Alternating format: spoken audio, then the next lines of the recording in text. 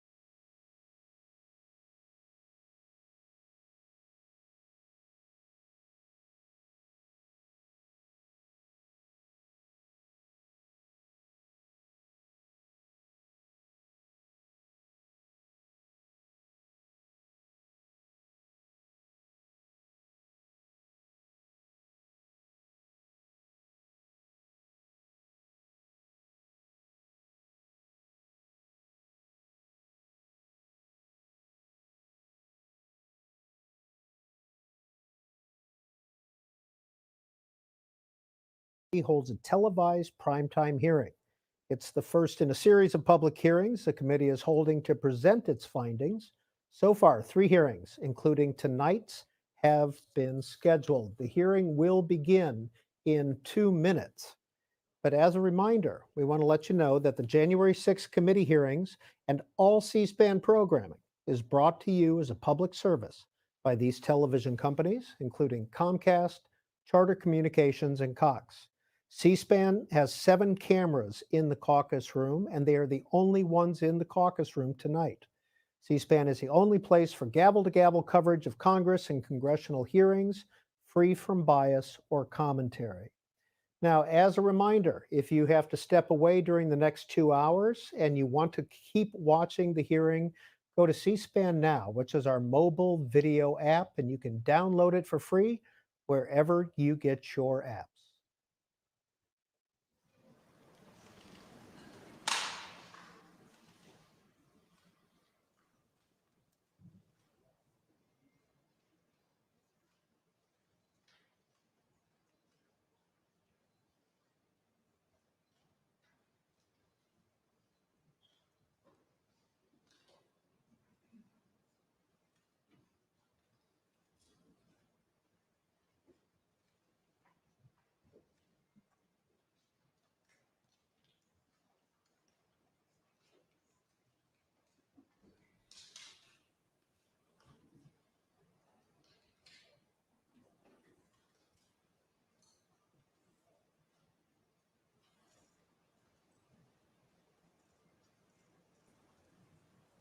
They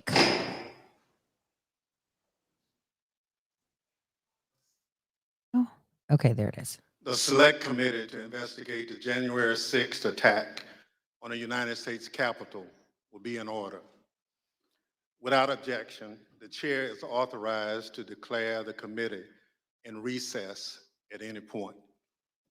There's an echo Pursuant to from House C-SPAN. Deposition Authority Regulation 10, the chair announces the committee's approval to release the deposition material presented during tonight's hearing.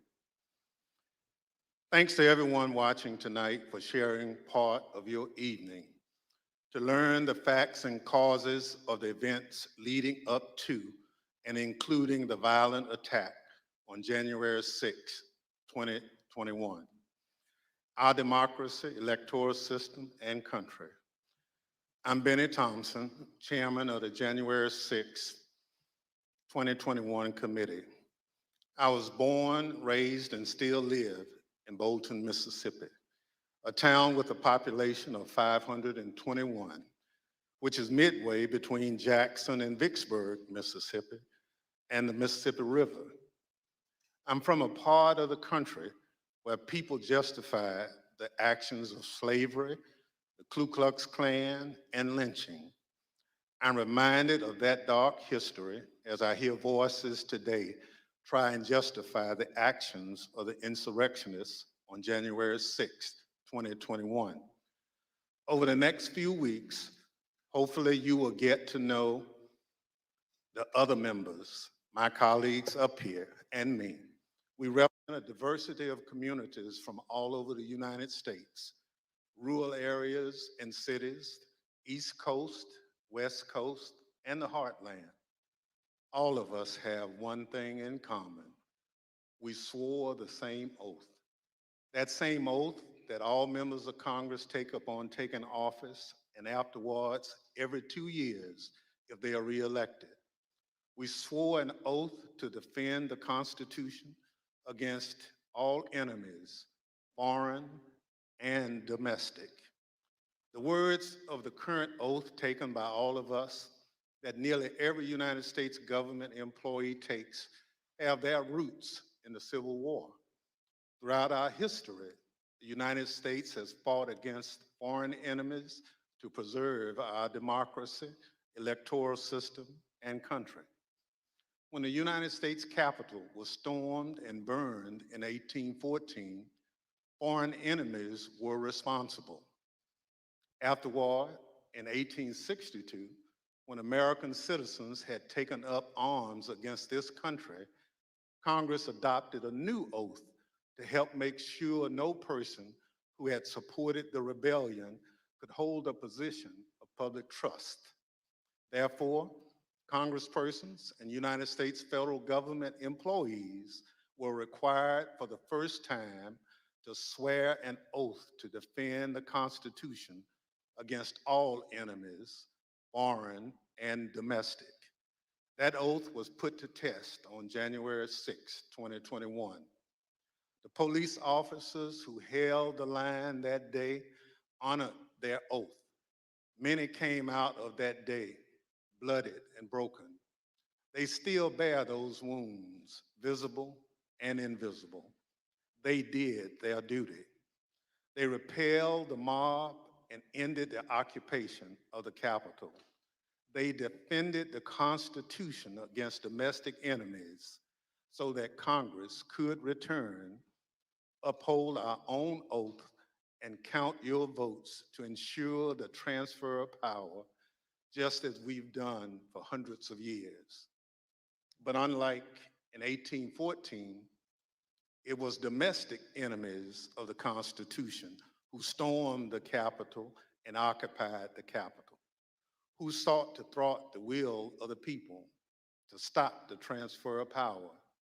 And so they did, so at the encouragement of the President of the United States. The President of the United States trying to stop the transfer of power, a precedent that had stood for 220 years, even as our democracy had faced its most difficult tests. Thinking back again to the Civil War in the summer of 1864, the President of the United States believed we would be doomed to his bid for re-election. He believed his opponent, General George McClellan, would wave the white flag when it came to preserving the Union. But even with that grim fate hanging in the balance, President Lincoln was ready to accept the will of the voters, come what may. He made a quiet pledge. He wrote down the words, "This morning, as for some days past, it seems exceedingly probable that this administration will not be reelected. Then it will be my duty to so cooperate with the president-elect. It will be my duty." Lincoln sealed that memo and asked his cabinet secretaries to sign it sight unseen.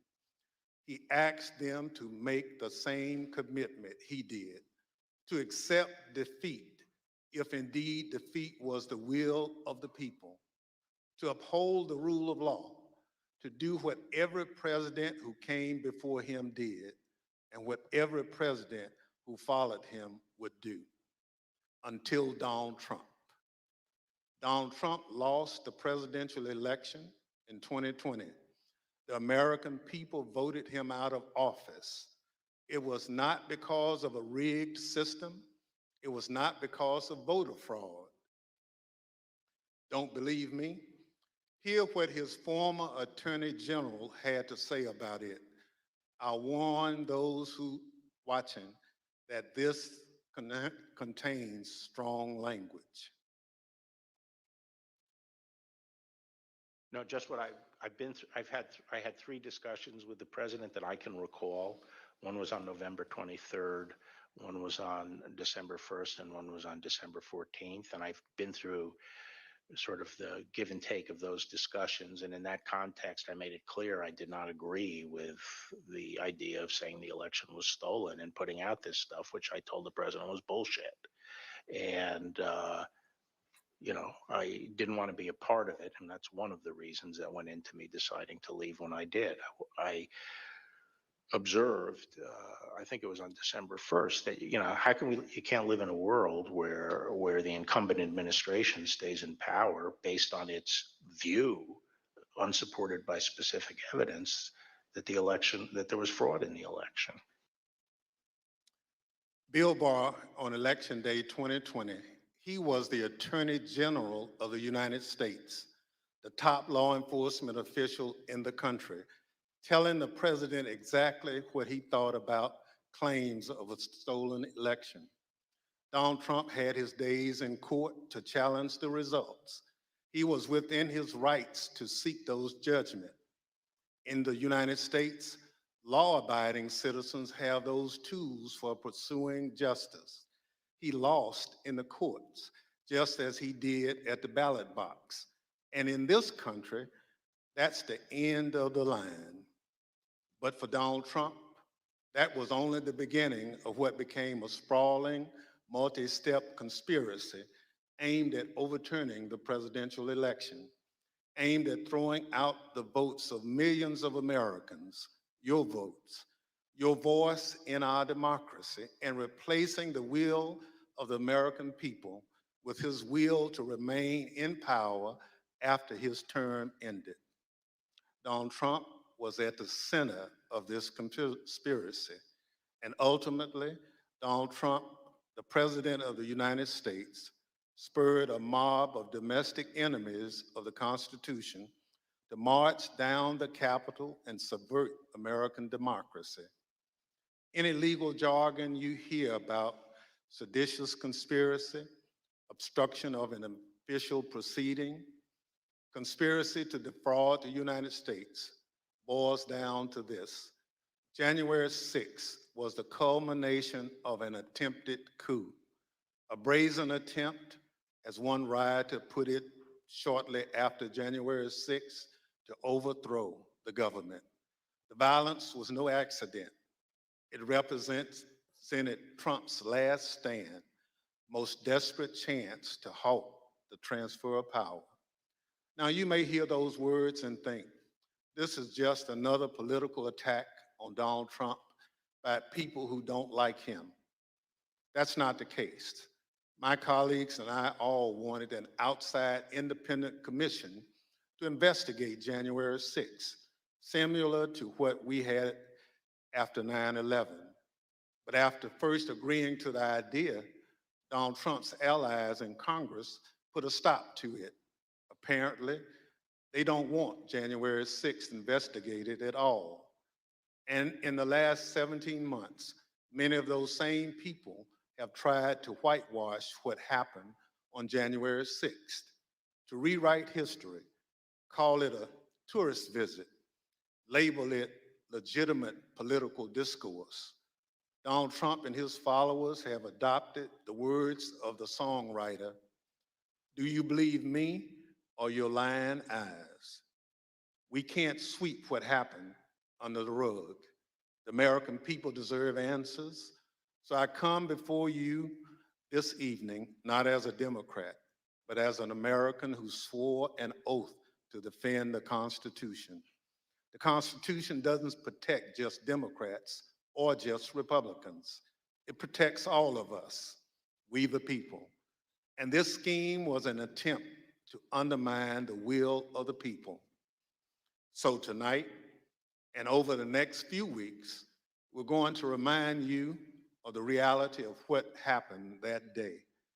But our work must do much more than just look backwards. The cause of our democracy remains in danger. The conspiracy to thwart the will of the people is not over. There are those in this audience who thirst for power but have no love or respect for what Is this about makes America great. J6 or the Devotion to elections? Because it Constitution, sounds like he's talking about the stolen allegiance to the elections. rule of law, our shared journey to build a more perfect union. January 6th and the lies that led to insurrection have put 2.5 centuries of constitutional democracy at risk. The world is watching what we do here. America has long been expected to be a shining city on the hill, a beacon of hope and freedom, a model for others when we are at our best.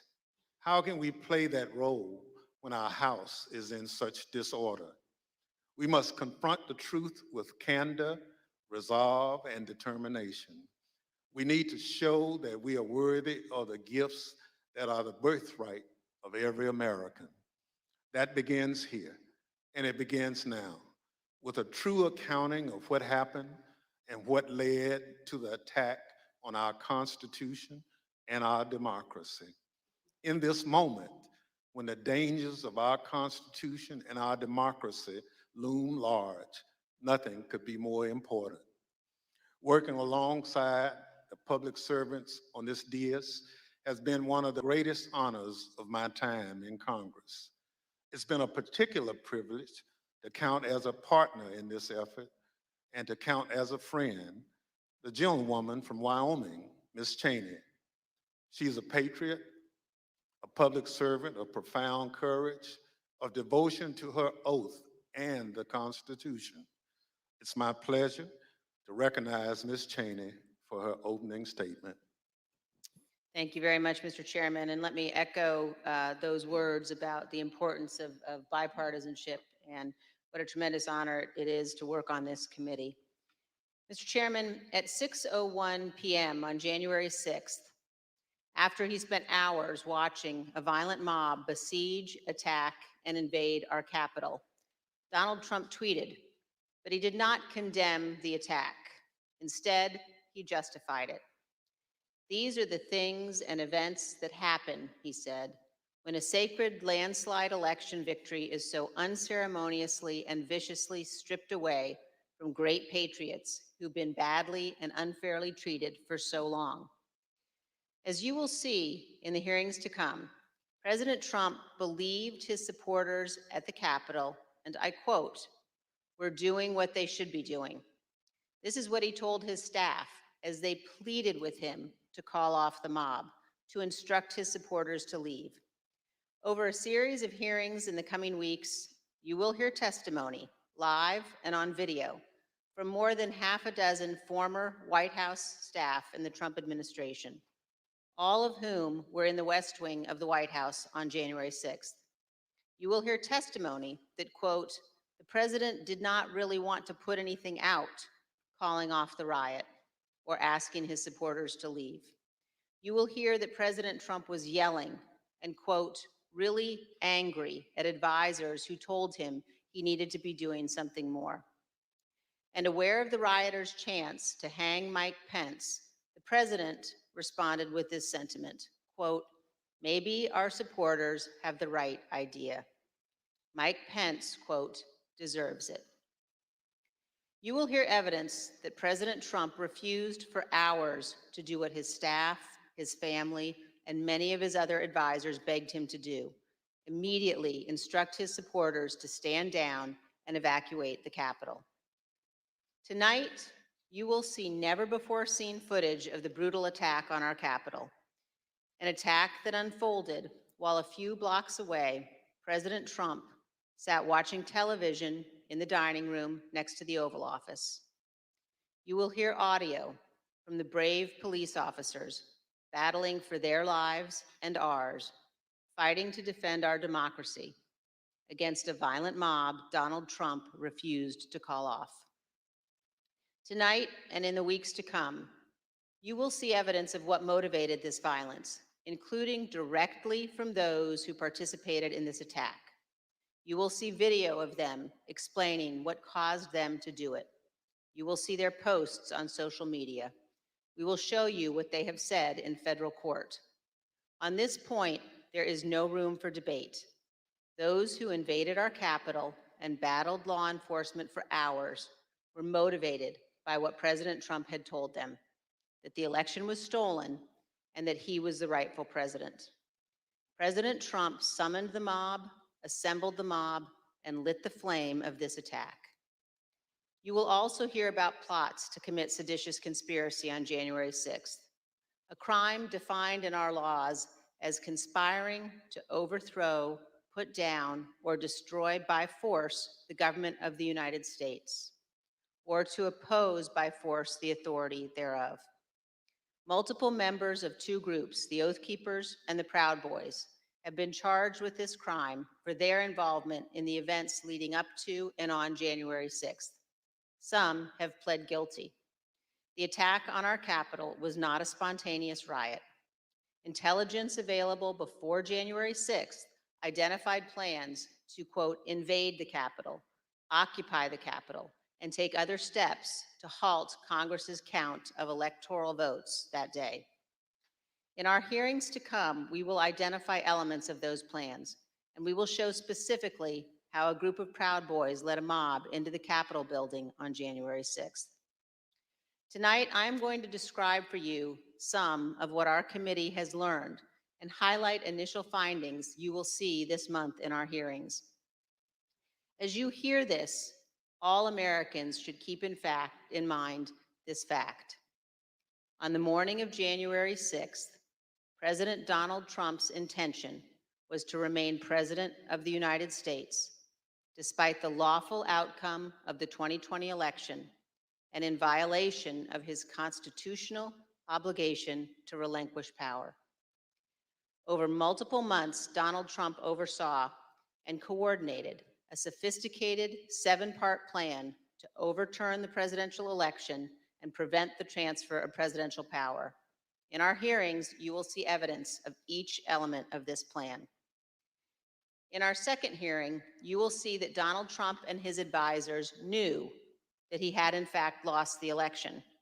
But despite this, President Trump engaged in a massive effort to spread false and fraudulent information to convince huge portions of the US population that fraud had stolen the election from him. This was not true. Jason Miller was a senior Trump campaign spokesman. In this clip, Miller describes a call between the Trump campaign's internal data expert and President Trump a few days after the 2020 election. I was in the Oval Office, and at some point in the conversation, Matt Oskowski, who is the lead data person, was brought on. And I remember he delivered to the president pretty blunt terms that he was going to lose. And that was based, Mr. Miller, on Matt and the data team's assessment of the sort of county by county, state by state results as reported? Correct.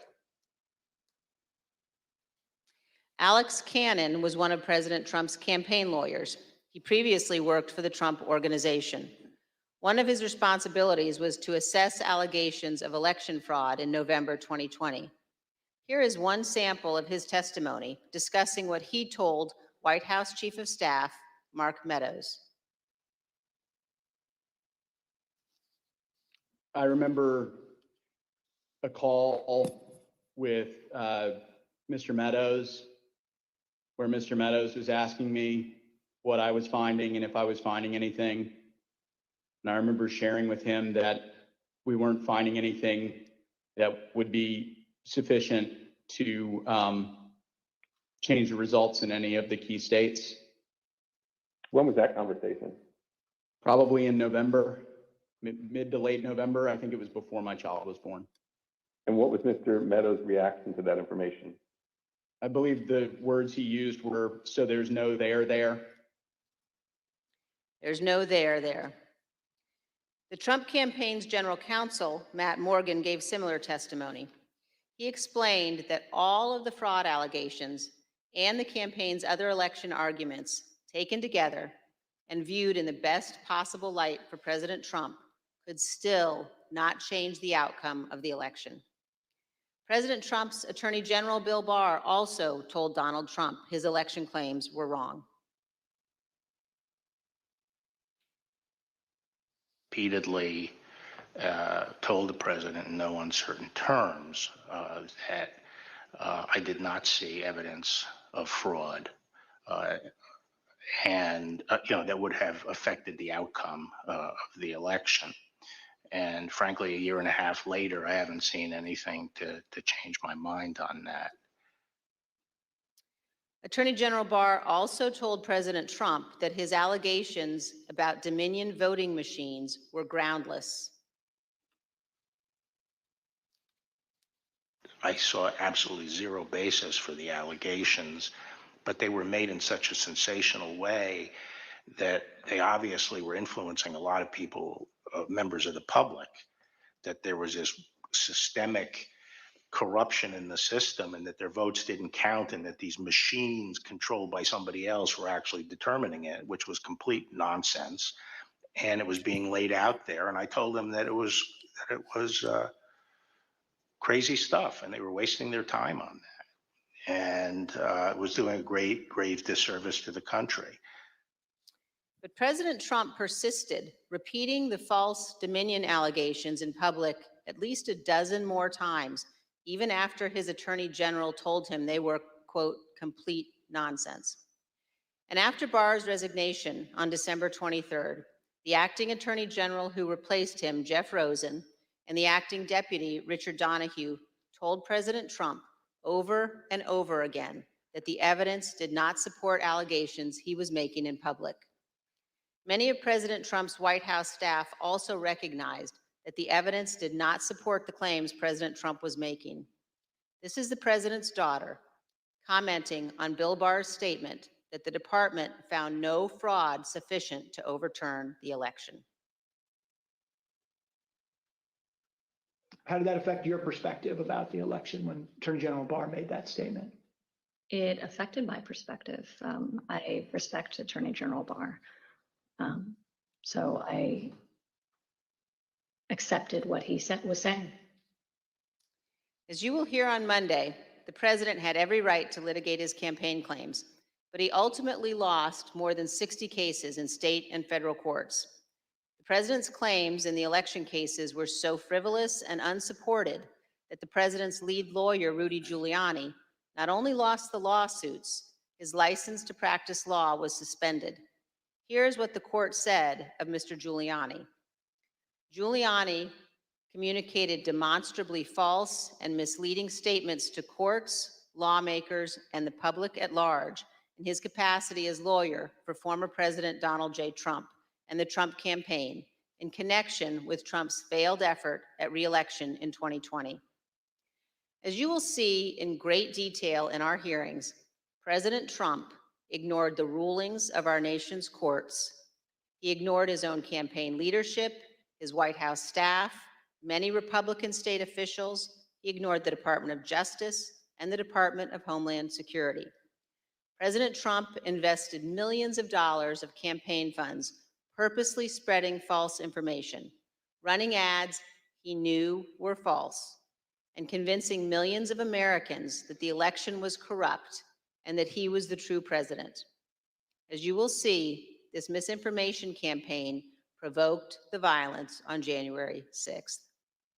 In our third hearing, you will see that President Trump corruptly planned to replace the Attorney General of the United States so the U.S. Justice Department would spread his false stolen election claims.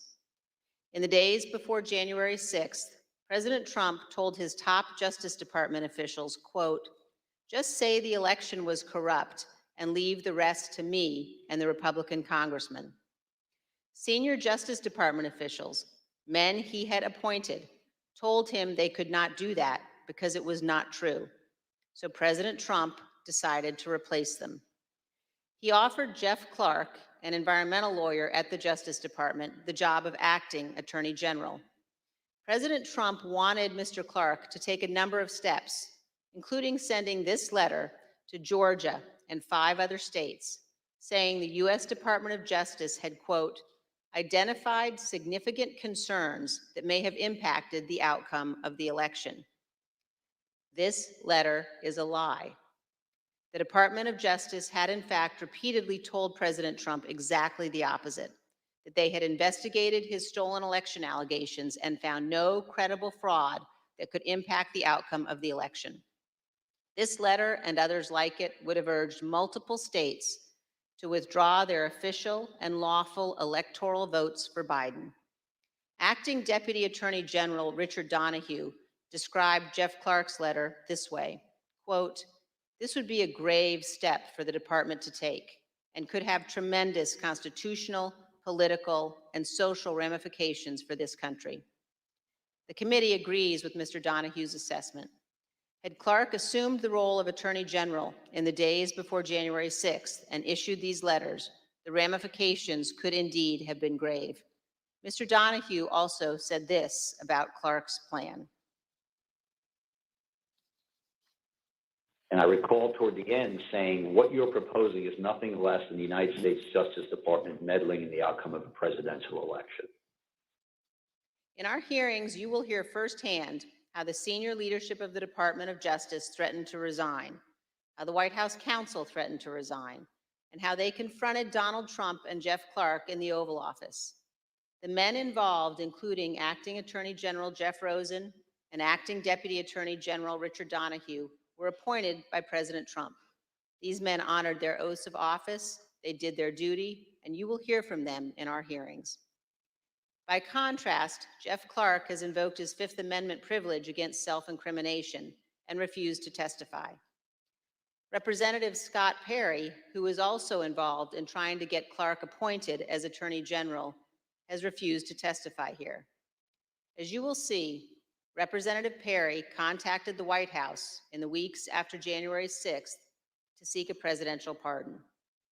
Multiple other Republican congressmen also sought presidential pardons for their roles in attempting to overturn the 2020 election. In our fourth hearing, we will focus on President Trump's efforts to pressure Vice President Mike Pence to refuse to count electoral votes on January 6th. Vice President Pence has spoken publicly about this. President Trump is wrong. I had no right to overturn the election. The presidency belongs to the American people and the American people alone. And frankly, there is no idea more un-American than the notion that any one person could choose the American president. What President Trump demanded that Mike Pence do wasn't just wrong, it was illegal and it was unconstitutional. You will hear this in great detail from the Vice President's former general counsel. Witnesses in these hearings will explain how the former Vice President and his staff informed President Trump over and over again that what he was pressuring Mike Pence to do was illegal. As you will hear, President Trump engaged in a relentless effort to pressure Pence, both in private and in public. You will see the evidence of that pressure from multiple witnesses, live and on video. Vice President Pence demonstrated his loyalty to Donald Trump consistently over 4 years, but he knew that he had a higher duty to the United States Constitution. This is testimony from the Vice President's Chief of Staff. So I think the Vice President was proud of his 4 years of service, and he felt like much had been accomplished in those 4 years. And I think he was proud to have stood beside the President for all that had been done. But I think he ultimately knew that his fidelity to the Constitution was his first and foremost oath. And that's what he articulated publicly, and I think that that's what he felt. His fidelity to the Constitution was more important than his fidelity to President Trump and his desire. The oath he took. Yep. Yes. You'll also hear about a lawyer named John Eastman. Mr. Eastman was deeply involved in President Trump's plans. You'll hear from former Fourth Circuit federal judge Michael Ludig, a highly respected leading conservative judge. John Eastman clerked for Judge Ludig. Judge Ludig provided counsel to the Vice President's team in the days before January 6th. The judge will explain how Eastman, quote, was wrong at every turn. And you will see the email exchanges between Eastman and the Vice President's counsel as the violent attack on Congress was underway. Mr. Jacob said this to Mr. Eastman: "Thanks to your bullshit, we are under siege." You will also see evidence that John Eastman did not actually believe the legal position he was taking. In fact, a month before the 2020 election, Eastman took exactly the opposite view on the same legal issues. In the course of the Select Committee's work to obtain information from Mr. Eastman, we have had occasion to present evidence to a federal judge. The judge evaluated the facts, and he reached the conclusion that President Trump's efforts to pressure Vice President Pence to act illegally by refusing to count electoral votes likely violated 2 federal criminal statutes. And the judge also said this: if Dr. Eastman and President Trump's plan had worked, it would have permanently ended the peaceful transition of power, undermining American democracy and the Constitution. If the country does not commit to investigating and pursuing accountability for those responsible, the court fears January 6th will repeat itself. Every American should read what this federal judge has written. The same judge, Judge Carter, issued another decision on Tuesday night, just this week, indicating that John Eastman and other Trump lawyers knew that their legal arguments had no real chance of success in court, but they relied on those arguments anyway to try to, quote, overturn a Democratic election. And you will hear that while Congress was under attack on January 6th and the hours following the violence, the Trump legal team in the Willard Hotel War Room continued to work to halt the count of electoral votes. In our fifth hearing, you will see evidence that President Trump corruptly pressured state legislators and election officials to change election results. You will hear additional details about President Trump's call to Georgia officials, urging them to, quote, find 11,780 votes, votes that did not exist, and his efforts to get states to rescind certified electoral slates without factual basis and contrary to law. You will hear new details about the Trump campaign and other Trump associates' efforts to instruct Republican officials in multiple states to create intentionally false electoral slates and transmit those slates to Congress, to the Vice President, and the National Archives, falsely certifying that Trump won states he actually lost. In our final two June hearings, you will hear how President Trump summoned a violent mob and directed them illegally to march on the United States Capitol. While the violence was underway, President Trump failed to take immediate action to stop the violence and instruct his supporters to leave the Capitol. As we present these initial findings, keep 2 points in mind. First, our investigation is still ongoing, so what we make public here will not be the complete set of information we will ultimately disclose. And second, the Department of Justice is currently working with cooperating witnesses and has disclosed to date only some of the information it has identified from encrypted communications and other sources. On December 18th, 2020, a group including General Michael Flynn, Sidney Powell, Rudy Giuliani, and others visited the White House. They stayed late into the evening. We know that the group discussed a number of dramatic steps, including having the military seize voting machines and potentially rerun elections. You will also hear that President Trump met with that group alone for a period of time before White House lawyers and other staff discovered the group was there and rushed to intervene. A little more than an hour after Ms. Powell, Mr. Giuliani, General Flynn, and the others finally left the White House, President Trump sent a tweet on the screen now, telling people to come to Washington on January 6th. Be there, he instructed them. Will be wild. As you will see, this tweet initiated a chain of events. The tweet led to the planning for what occurred on January 6th, including by the Proud Boys, who ultimately led the invasion of the Capitol and the violence on that day. The indictment of a group of Proud Boys alleges that they planned, quote, to oppose by force the authority of the government of the United States. And according to the Department of Justice, on January 6, 2021, the defendants directed, mobilized, and led members of the crowd onto the Capitol grounds and into the Capitol, leading to the dismantling of metal barricades, the destruction of property, the breaching of the Capitol building, and the assaults on law enforcement. Although certain former Trump officials have argued that they did not anticipate violence on January 6th, the evidence suggests otherwise. As you will see in our hearings, the White House was receiving specific reports in the days leading up to January 6th, including during President Trump's Ellipse rally, indicating that elements in the crowd were preparing for violence at the Capitol. And on the evening of January 5th, the president's close advisor, Steve Bannon, said this on his podcast. All hell is going to break loose tomorrow. Just understand this. All hell is going to break loose tomorrow. As part of our investigation, we will present information about what the White House and other intelligence agencies knew and why the Capitol was not better prepared. But we will not lose sight of the fact that the Capitol Police did not cause the crowd to attack. And we will not blame the violence that day, violence provoked by Donald Trump, on the officers who bravely defended all of us. In our final hearing, you will hear a moment-by-moment account of the hours-long attack from more than half a dozen White House staff, both live in the hearing room and via videotape testimony. There's no doubt that President Trump was well aware of the violence as it developed. White House staff urged President Trump to intervene and call off the mob.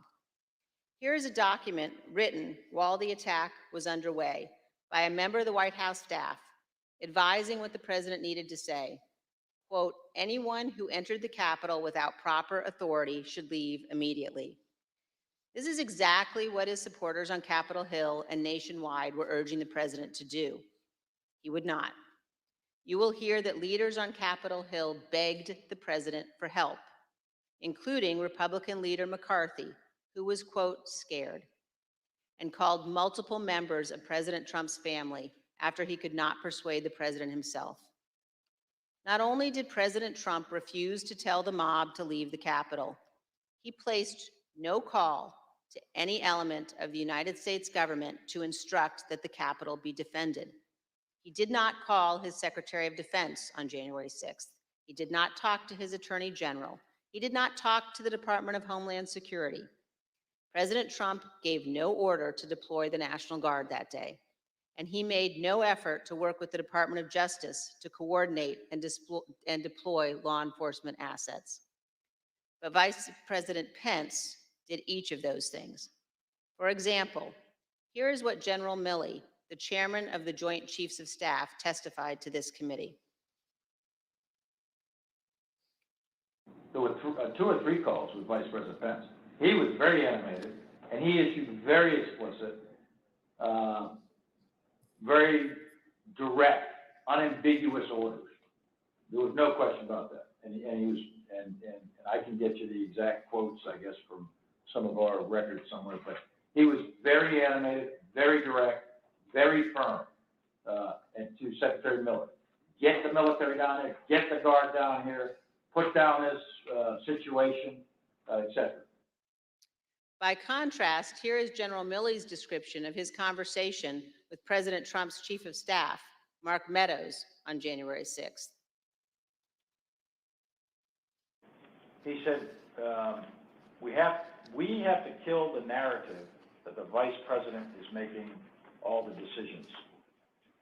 We need to establish the narrative that, that the President is still in charge and that things are steady or stable or words to that effect. I immediately interpret that as politics, politics, politics. Red flag for me personally, no action, but I remember it distinctly.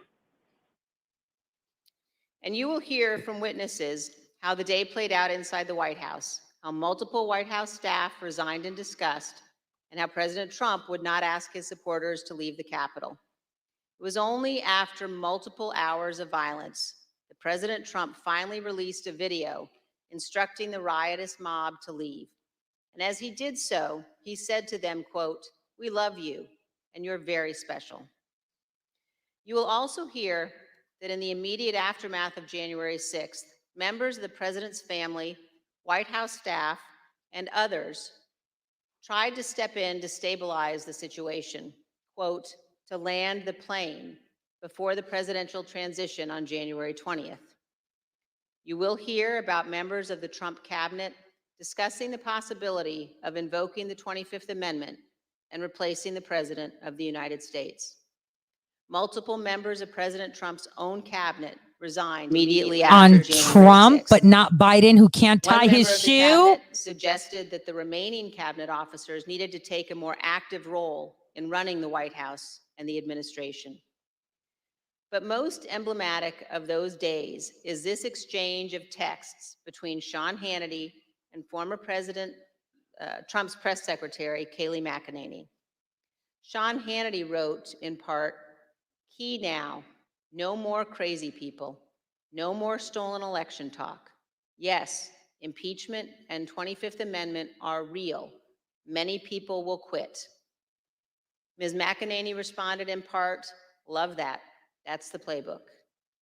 The White House staff knew that President Trump was willing to entertain and use conspiracy theories to achieve his ends. They knew the president needed to be cut off from all of those who had encouraged him. They knew that President Donald Trump was too dangerous to be left alone, at least until he left office on January 20th. These are important facts for Congress and the American people to understand fully.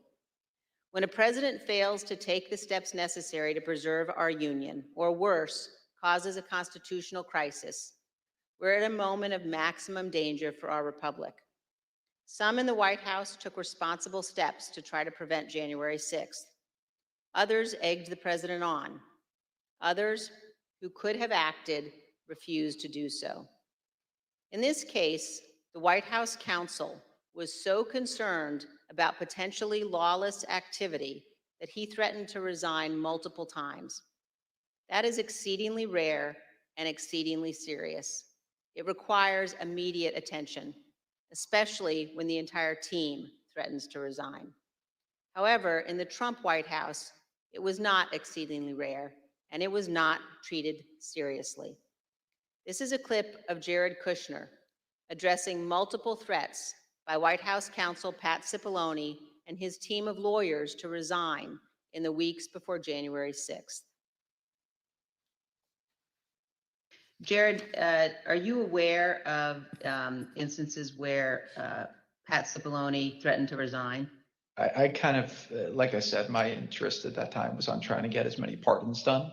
And I know that, he was always, him and the team were always saying, oh, we're going to resign. We're not going to be here if this happens, if that happens. So I kind of took it up to just be whining, to be honest with you. Whining. There's a reason why people serving in our government take an oath to the Constitution. As our founding fathers recognized, democracy is fragile. People in positions of public trust are duty-bound to defend it, to step forward when action is required. In our country, we don't swear an oath to an individual or a political party. We take our oath to defend the United States Constitution. And that oath must mean something. Tonight, I say this to my Republican colleagues who are defending the indefensible. There will come a day when Donald Trump is gone, but your dishonor will remain. Finally, I ask all of our fellow Americans, as you watch our hearings over the coming weeks, please remember what's at stake. Remember the men and women who have fought and died so that we can live under the rule of law, not the rule of men. I ask you to think of the scene in our Capitol Rotunda on the night of January 6th.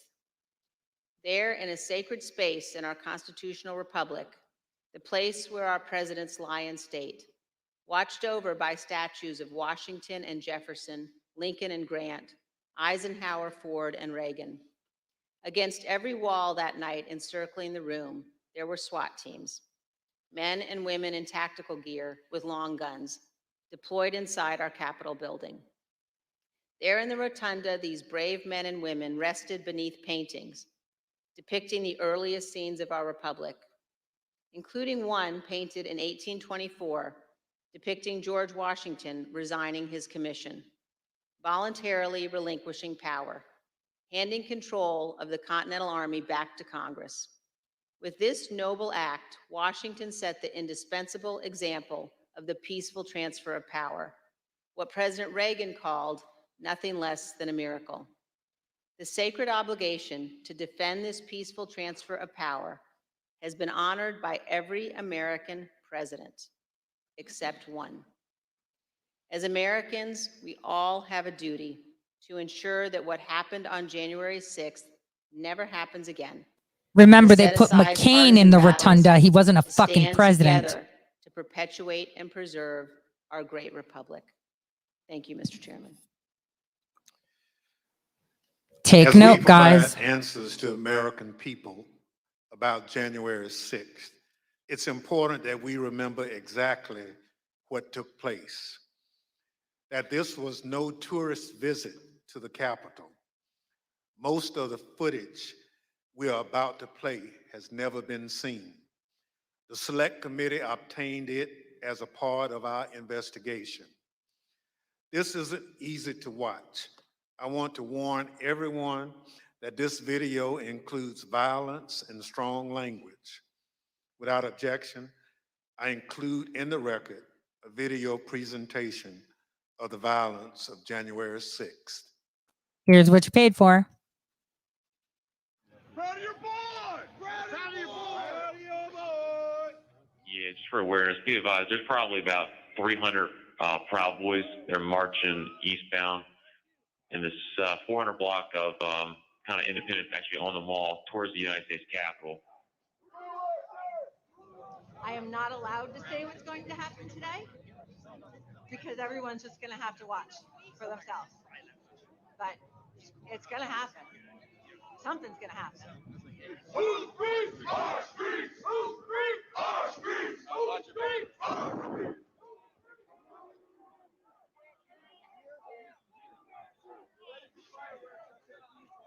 Don't hit you, hurt you. We are on your side. Don't make us go against you. Understand the side. Pick a side. These are our streets. 20 bucks a picture. I hope Mike is going to do the right thing. Color Revolution. They're wearing orange. Because if Mike Pence does Akbar the right started the thing, orange. we win the election. All Vice President Pence has to do is send it back to the states to recertify. And we become president, and you are the happiest people. Mike Pence is going to have to come through for us. And if he doesn't, that will be a sad day for our country. Because you'll never take back our country with weakness. You have to show strength, and you have to be strong.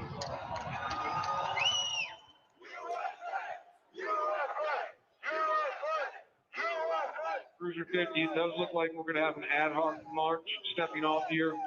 There's a crowd surge heading east. We love Trump! We love Trump! We love Trump! We love Trump! We love Trump! We love Trump! We love Trump! Mike Pence, I hope you're going to stand up for the good of our Constitution and for the good of our country. And if you're not, I'm going to be very disappointed in you. I will tell you right now.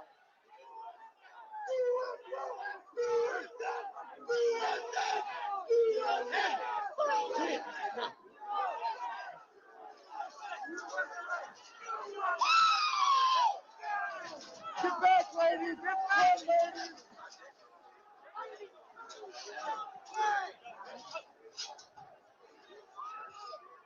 Priority. We just had protest. East Circle, breach the line.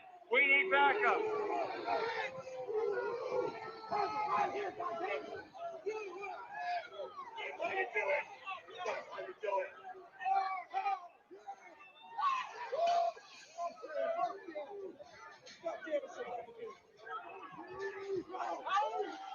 Madam Speaker, the Vice President and the United States Senate.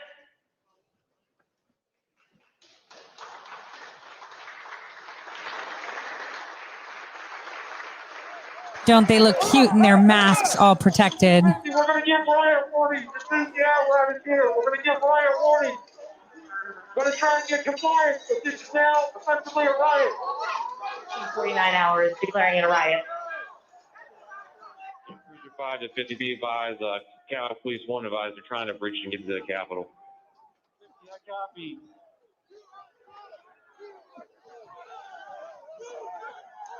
Hold the line! Hold the line! Hold the line! Hold the line! Hold the line! 42. We're about 5 miles out. We're trying to make our way through all this.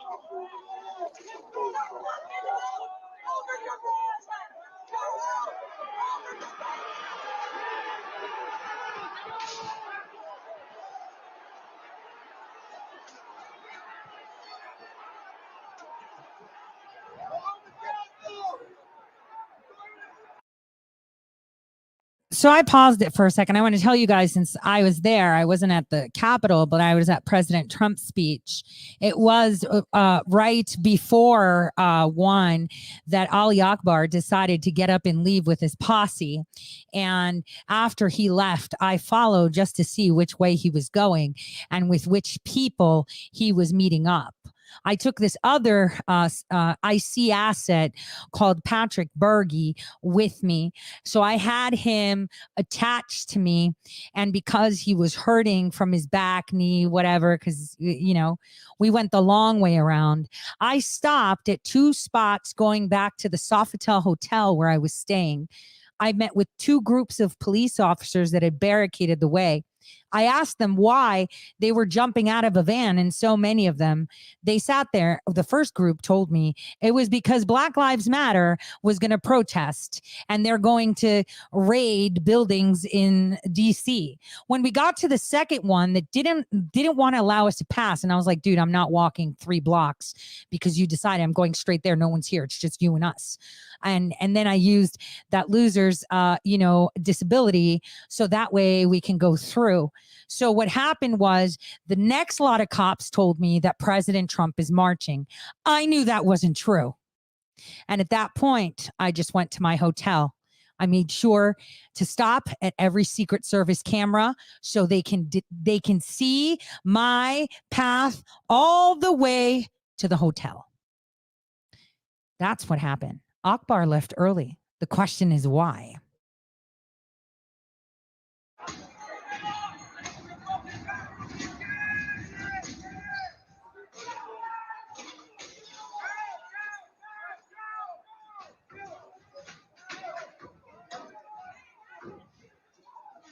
We have a breach of the Capitol to the upper level. Be advised, they're requesting additional resources on the east side as they've broken into that window and they're trying to kick it in.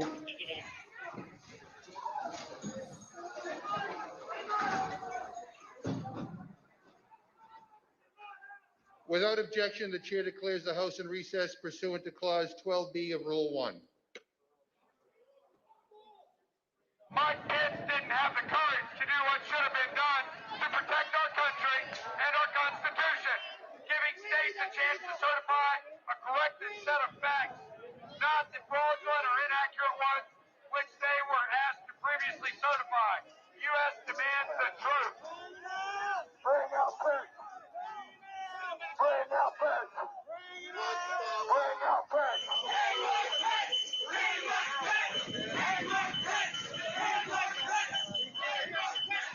Sounds like Antifa with the orange rope. Orange.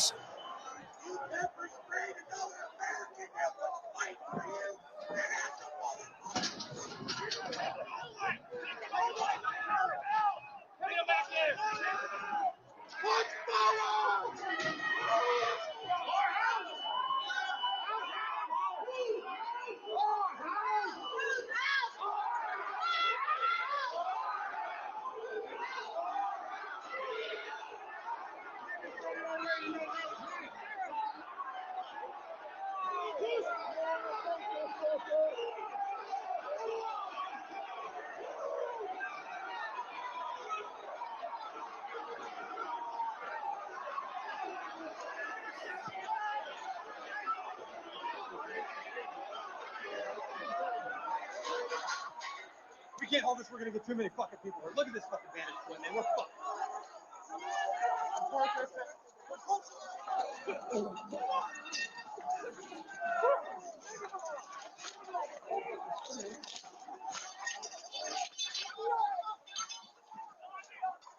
We need an area for the House members. They're all walking over now through the tunnels.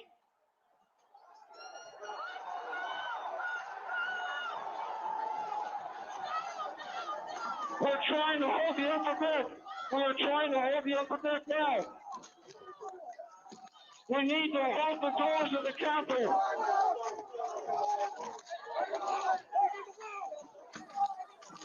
I need court support.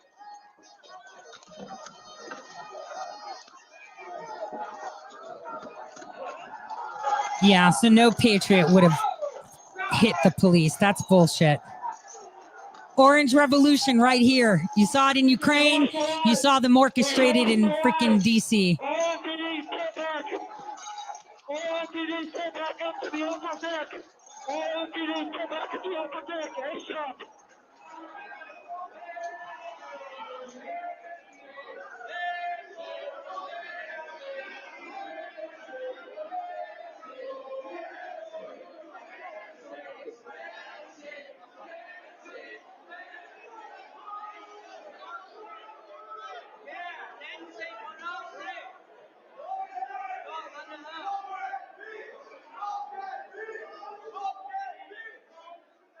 Cruiser 50, be advised that Capitol Police is going to start moving their resources inside. They're going to start the M4 officers first. Who opened that door? Did you guys see that?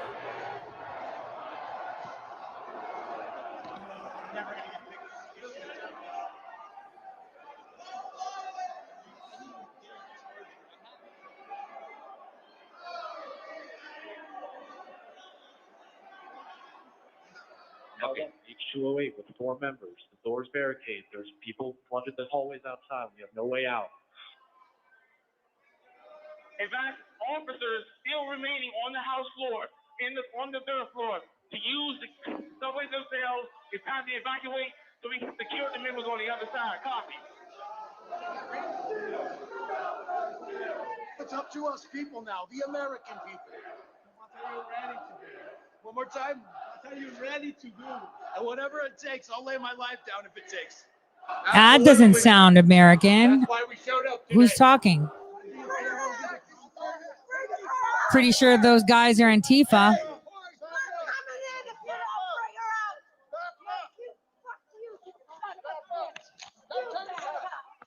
You back up. I have myself on back.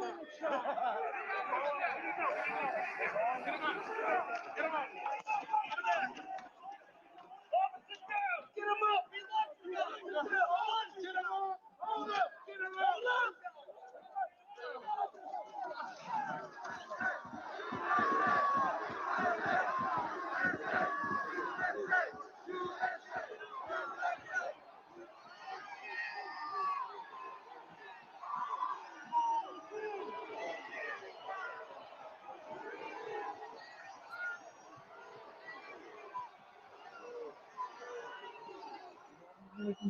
Look at how many professional cameramen are there too.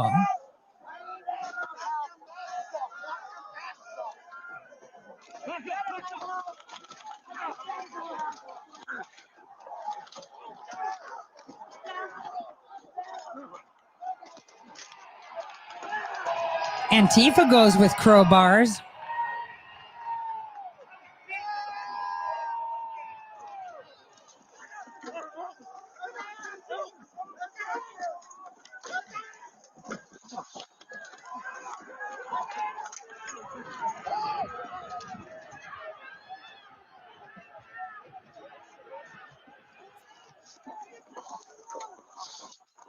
They were peaceful people. These were great people. The crowd was unbelievable. And I mentioned the word love, the love in the air. I've never seen anything like it.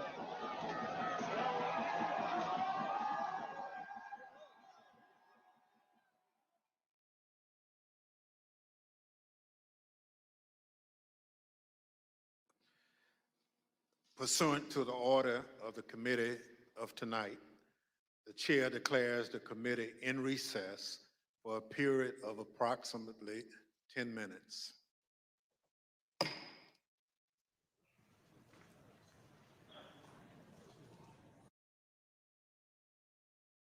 So what did we visualize? They showed a bunch of Antifa people dressed as Trump supporters or patriots that were concerned.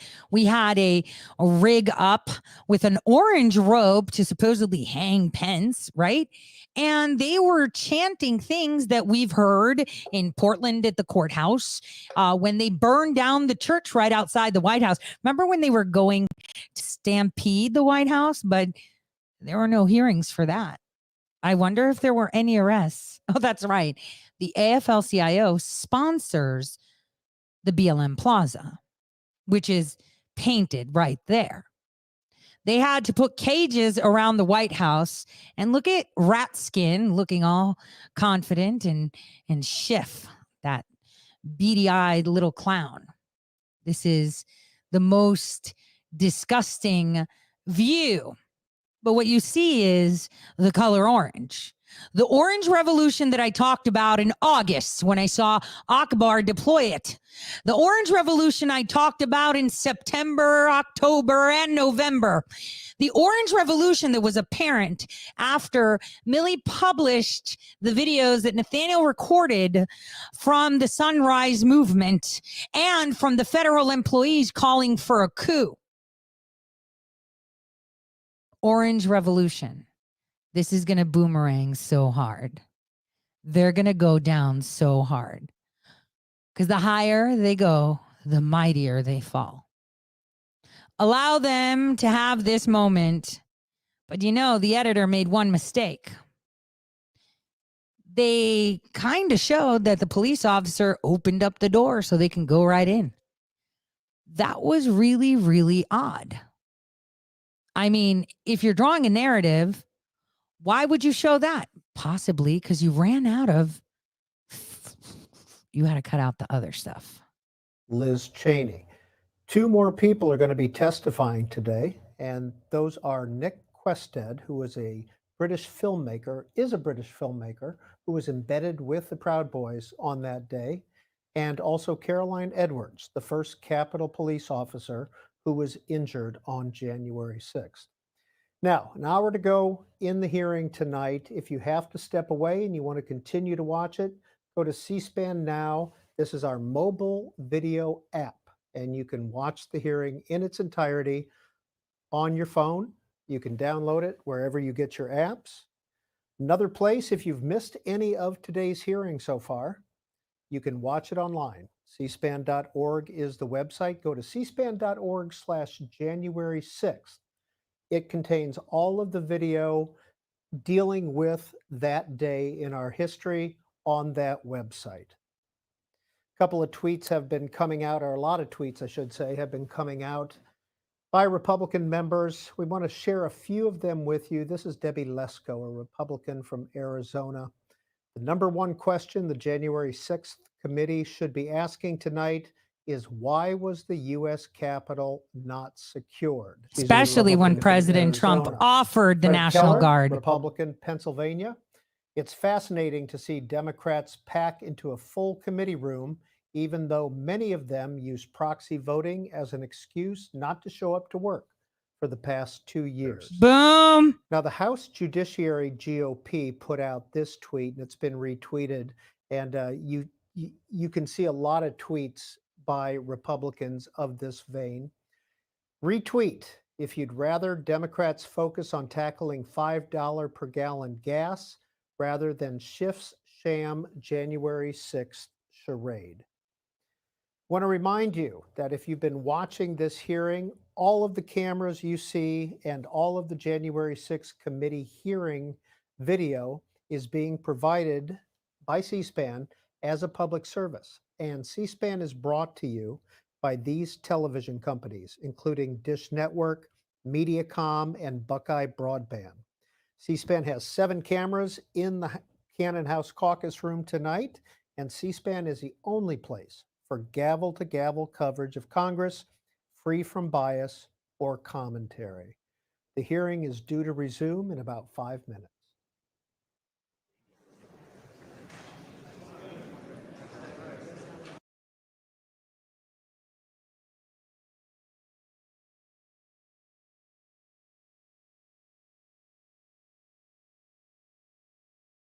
So they're putting this on to showcase only the evidence that benefits them, to distract the public while the Supreme Court decides on Congress's overreach.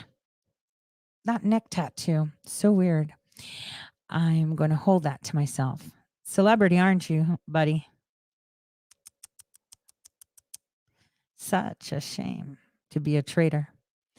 So as I was saying, they're going to keep everyone busy because that's happening. But also, there's more happening.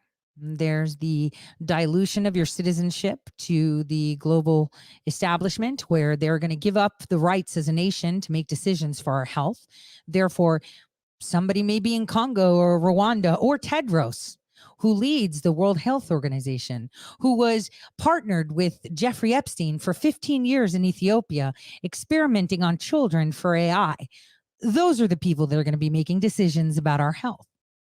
In addition, they have spent our hard-earned money to Ukraine because we owe them, right? Or wait a minute, we were nominated the world's referee and it's important that we fund them. That's it. That's it. Then they don't want the hearings of everything coming out from the FDA and Pfizer and Fauci. So they want you distracted with this circus. Now, many of you are like, they're winning. I can't stand to watch this. If they were winning, they wouldn't be doing this. But on the other hand, it would help you see how losers embedded themselves within your movement and orchestrated this. Remember, it was in before the elections that we were having a conversation, and Millie on Twitter said, these people are feds. She called Cassandra Fairbanks out. Federique, I called out. I already said that Akbar was freaking McCain's side piece. McCain would tap that ass. He was all over that. And yet his only job was to create proximity to the president in order for them to say that the president was guilty for this. Then John Sullivan, Oh, he was hired by Roger Stone, who then Roger Stone said he wasn't hired. Oh, he was fired within 30 days. Which one is it? Did you hire him or not? Stories keep changing. Consistency is key. Adam Schiff looks like he's maybe had an edible. He looks quite different today. Very different.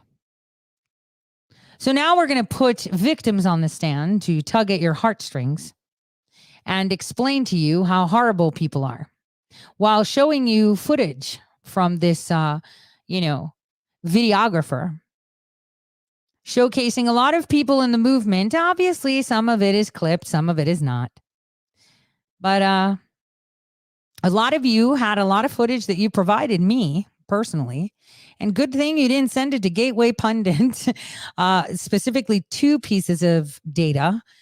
Very good, because you could have been rounded up. Speaking of rounded up, they're now rounding up candidates that were in the Capitol that are running against Democrats. So weird. Very weird. This is the most horrific thing. And the thing is, it wasn't that long ago. In 2014, the Orange Revolution was there. They all wore orange to identify themselves. Millie Weaver even found the Ukrainian that was literally in DC helping riot. And then now he's found in Ukraine again. He was in Ukraine in 2014 and did it, was in DC, and then went to Ukraine. And we had a bunch of French people, French nationals, and other officials, and known Antifa assets wearing orange and Trump gear, breaking shit. And belting out marches we heard during BLM riots. Remember, they burned down courthouses, killed cops, people, shot people, right? Just because they were the wrong skin color, whatever. Burned places down. We didn't have any of this. But showcasing election theft is a problem. I mean, in Utah, it wasn't contested, and somebody just asked questions, and suddenly they've got the FBI up their ass. Here we go with part 2. The committee will be in order.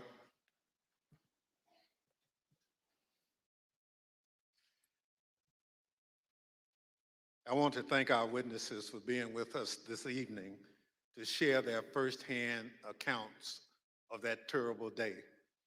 I know that some of the witnesses from our first hearing are in the room with us, along with some of the family members, friends, and widows of the officers who lost their lives as a result of the attack.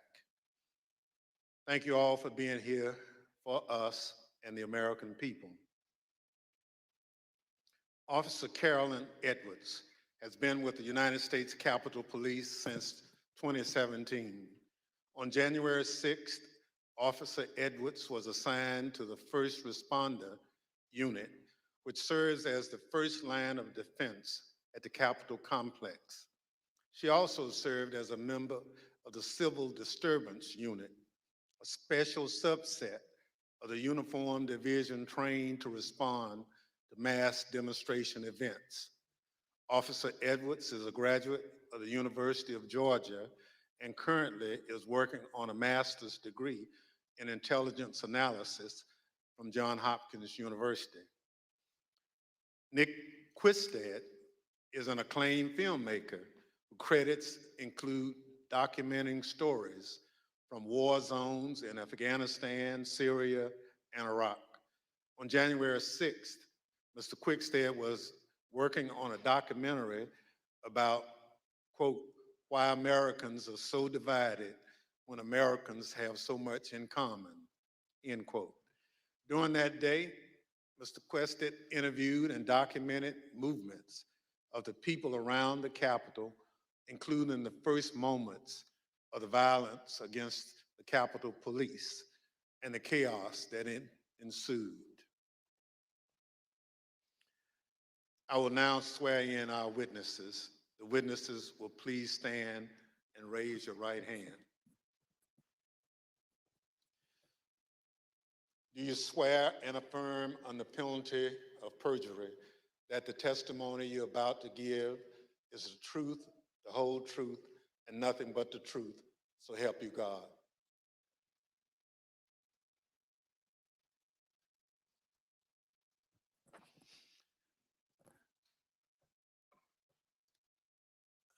Let the record reflect the witnesses answered in the affirmative. Without objection, the witness's statement will be included in the record. Pursuant to Section 5C8 of House Resolution 503, I recognize myself for questioning. As you saw just a few minutes ago, the Proud Boys instigated the first breach of the Capitol just before 1:00 p.m., where rioters pushed over barricades near the Peace Circle at the foot of the Capitol. Our two witnesses tonight were both there at the time of that first breach. Officer Edwards was standing with other officers behind a line of bike racks that marked the perimeter of the Capitol grounds. She bravely tried to prevent an angry crowd from advancing on the Capitol. Unfortunately, she was overrun and knocked unconscious as the crowd advanced on the Capitol. Mr. Quickstead was a few yards away from Officer Edwards, taking footage of the Proud Boys as part of his work on a documentary film. Most of his footage has never been shown publicly before we shared it this evening. Officer Edwards, I'd like to start by asking if you could tell us why you believe it's important for you to share your story this evening with the committee and the American public.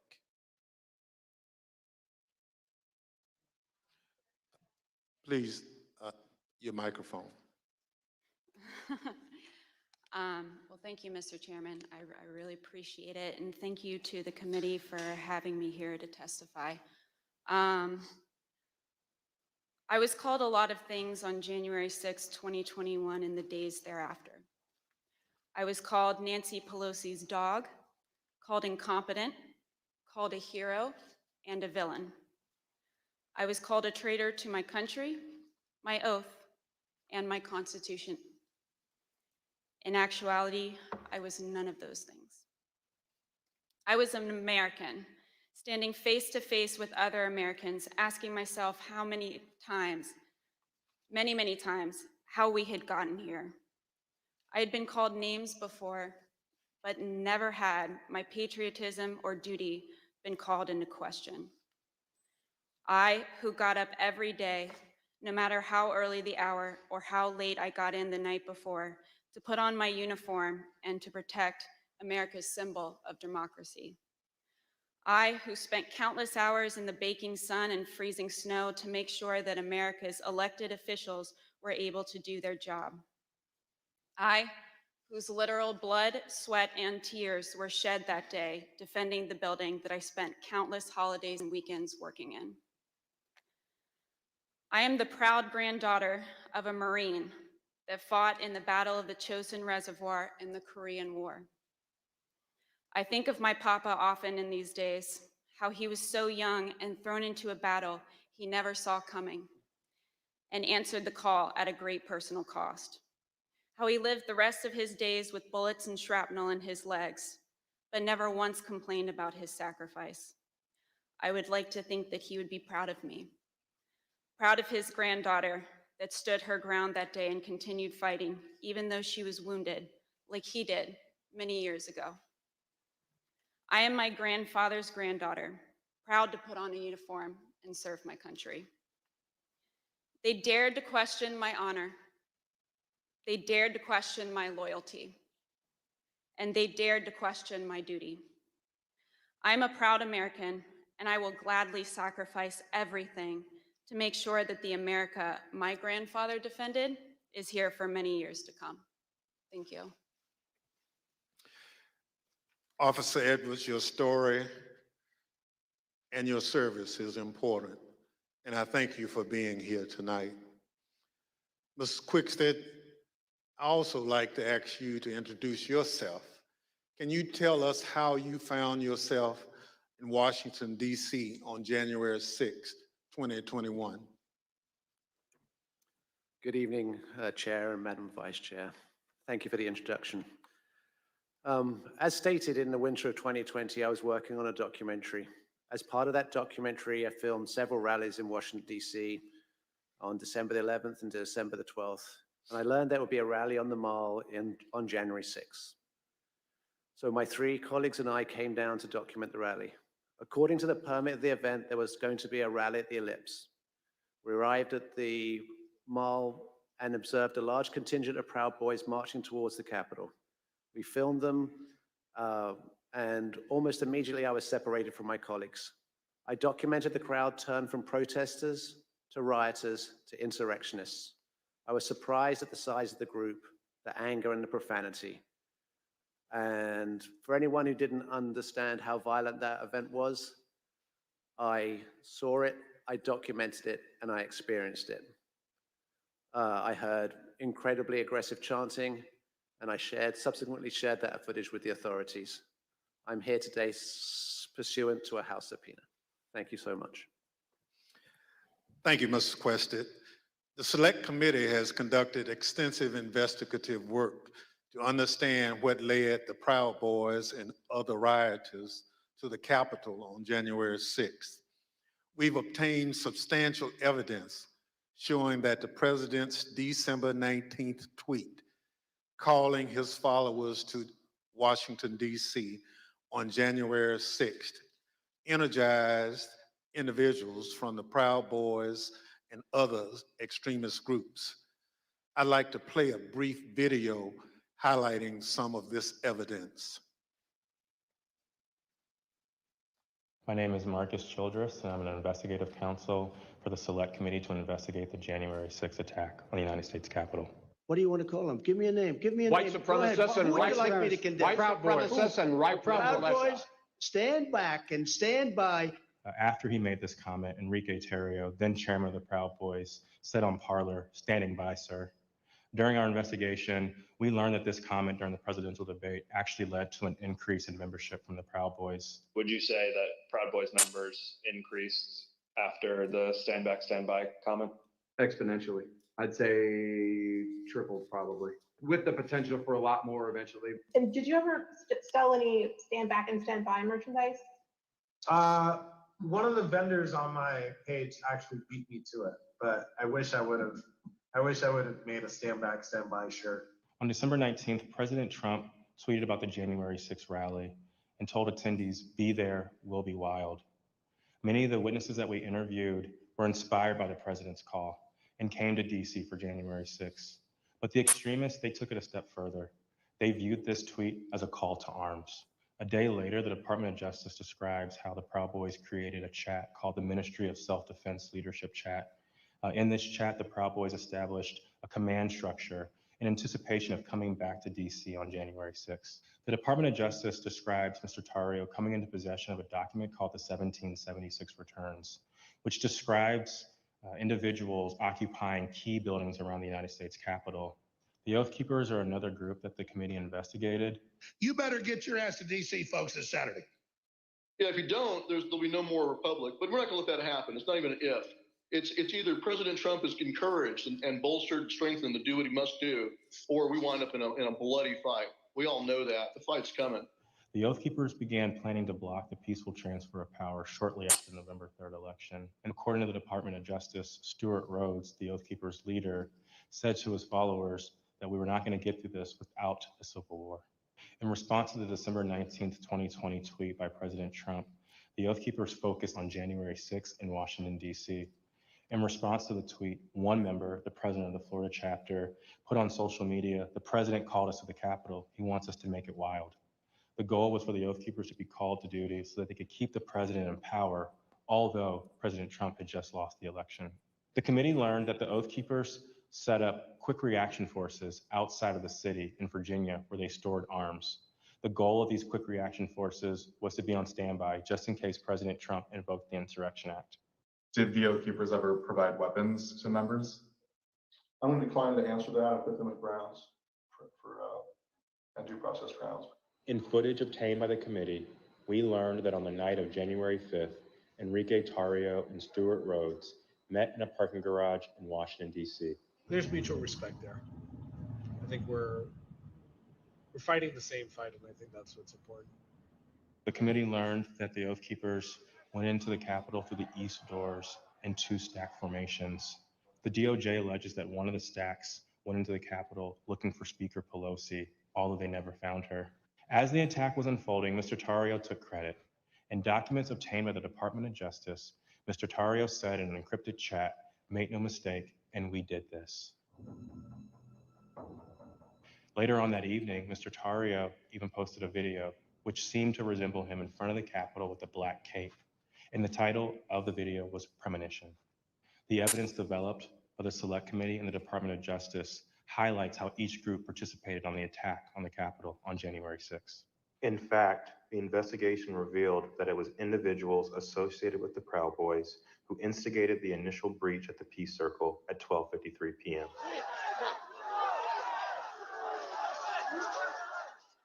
Within 10 minutes, rioters had already filled the Lower West Plaza.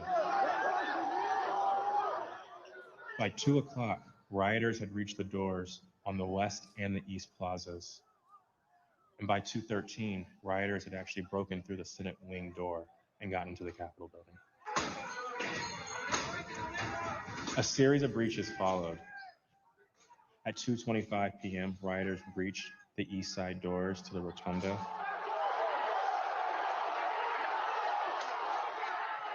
And then right after 2:40 p.m., rioters breached the east side doors near the Ways and Means room. Once the rioters infiltrated the Capitol, they moved through the crypt, the Rotunda, the hallways leading to the House chambers, and even inside the Senate chambers.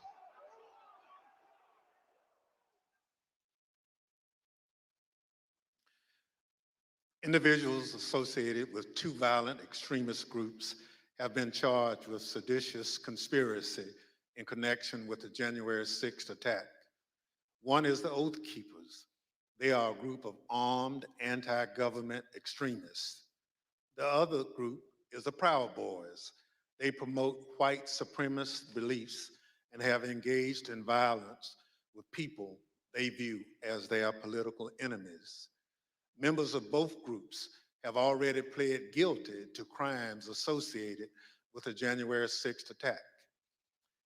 Mr. Quested, as part of the documentary you've been filming, you gained access to the Proud Boys and their leader, Enrique Tarrio. Your crew filmed them in Washington, D.C. on the evening of January 5th and then on January 6th. On January 5th, the night before the attack, you were with the head of the Proud Boys, Mr. Tario, in Washington, D.C. What happened? We picked up Mr. Tario from jail. He'd been arrested for carrying some magazines, some extra capacity magazines, and he took responsibility for the burning of the Black Lives Matter flag that was stolen from the church on December the 12th.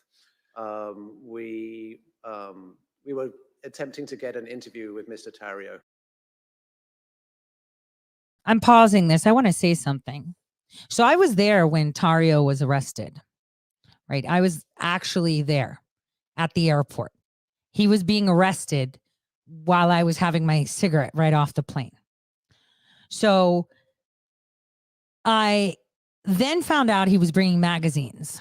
Now, if you wanted to bring weapons into DC, where DC, you're not allowed to have a gun. In fact, people that own guns had to park their guns in Virginia before they could come. You would bring them in pieces because it's not illegal to bring, I don't know, just bodies of guns that are naked, right? Or a drum, or, a scope, or a butt, right?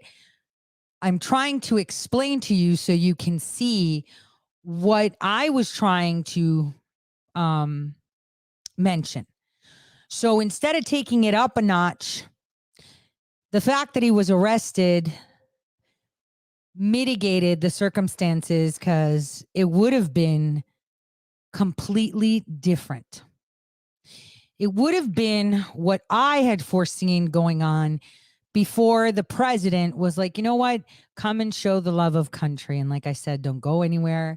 Just go to the speech and go back. Remember that?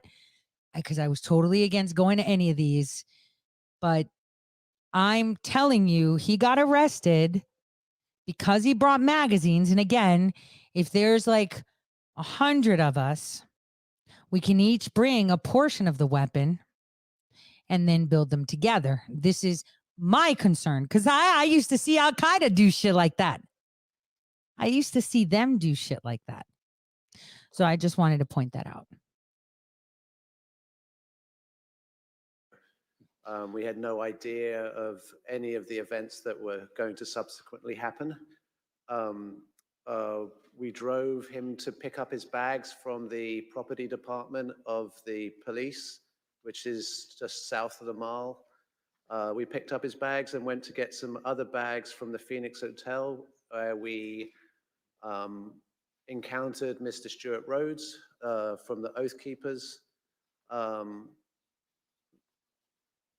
By the time I'd gone to park the car, my colleague was saying, who'd got into the car with Mr. Tario, that they had moved to a location around the corner, the parking garage of the Hall of Legends, I believe. And so we quickly drove over there. We drove down into the parking garage and filmed the scene of Mr. Tario and Mr. Rhodes and certain other individuals in that garage. We then continued to follow Mr. Tario. There was some discussion about where he was going to go. He ended up going towards a hotel in Baltimore, and we conducted an interview with him in the hotel room. And then we returned to DC for that night. And what was interesting that night actually was that was the first indication that DC was much more busy than it had been any other time we'd been here, because we couldn't get into the hotels we wanted to, and we ended up at a hotel that was not as satisfactory as we would have hoped. Thank you. Before we continue, do you guys remember what other film was being filmed there? Where there was a Dutch company that was attached to Roger Stone filming that. And if you remember John Sullivan, the guy who happened to be at the shooting at Chaz, happened to be at the shooting at Utah, and happened to film the Ashley Babbitt shooting, he was also making a film for Netflix. I mean, this is agency fingerprints everywhere. I mean, CAA, of course, right? Not CIA, CAA, Charlie, Alpha, Alpha. Nice script. So what you're saying is you filmed the meeting between Mr. Tario and Oath Keepers leader Stuart Rose, right? Indeed. You couldn't hear what was said, but according to the Justice Department indictment of Mr. Tario, a participant referenced the Capitol. Now, on the morning of January 6th, you learned the Proud Boys would gather near the rally scheduled to take place near the White House. What time did you meet up with the Proud Boys, and what was happening when they met? We met up with the Proud Boys somewhere around 10:30 a.m. and they were starting to walk down the mall easterly direction towards the Capitol. There was a large contingent, more than I had expected. And I was confused to a certain extent why we were walking away from the president's speech, because that's what I felt we were there to cover. So at 10:30 a.m., that's early in the day. That's even before President Trump had started speaking. Am I correct? Yes, sir. So how many Proud Boys would you estimate were marching together to the Capitol? A couple of hundred, potentially. Yeah, I'd say a couple of hundred Proud Boys were marching towards the Capitol at that point. At the time, was the area heavily guarded?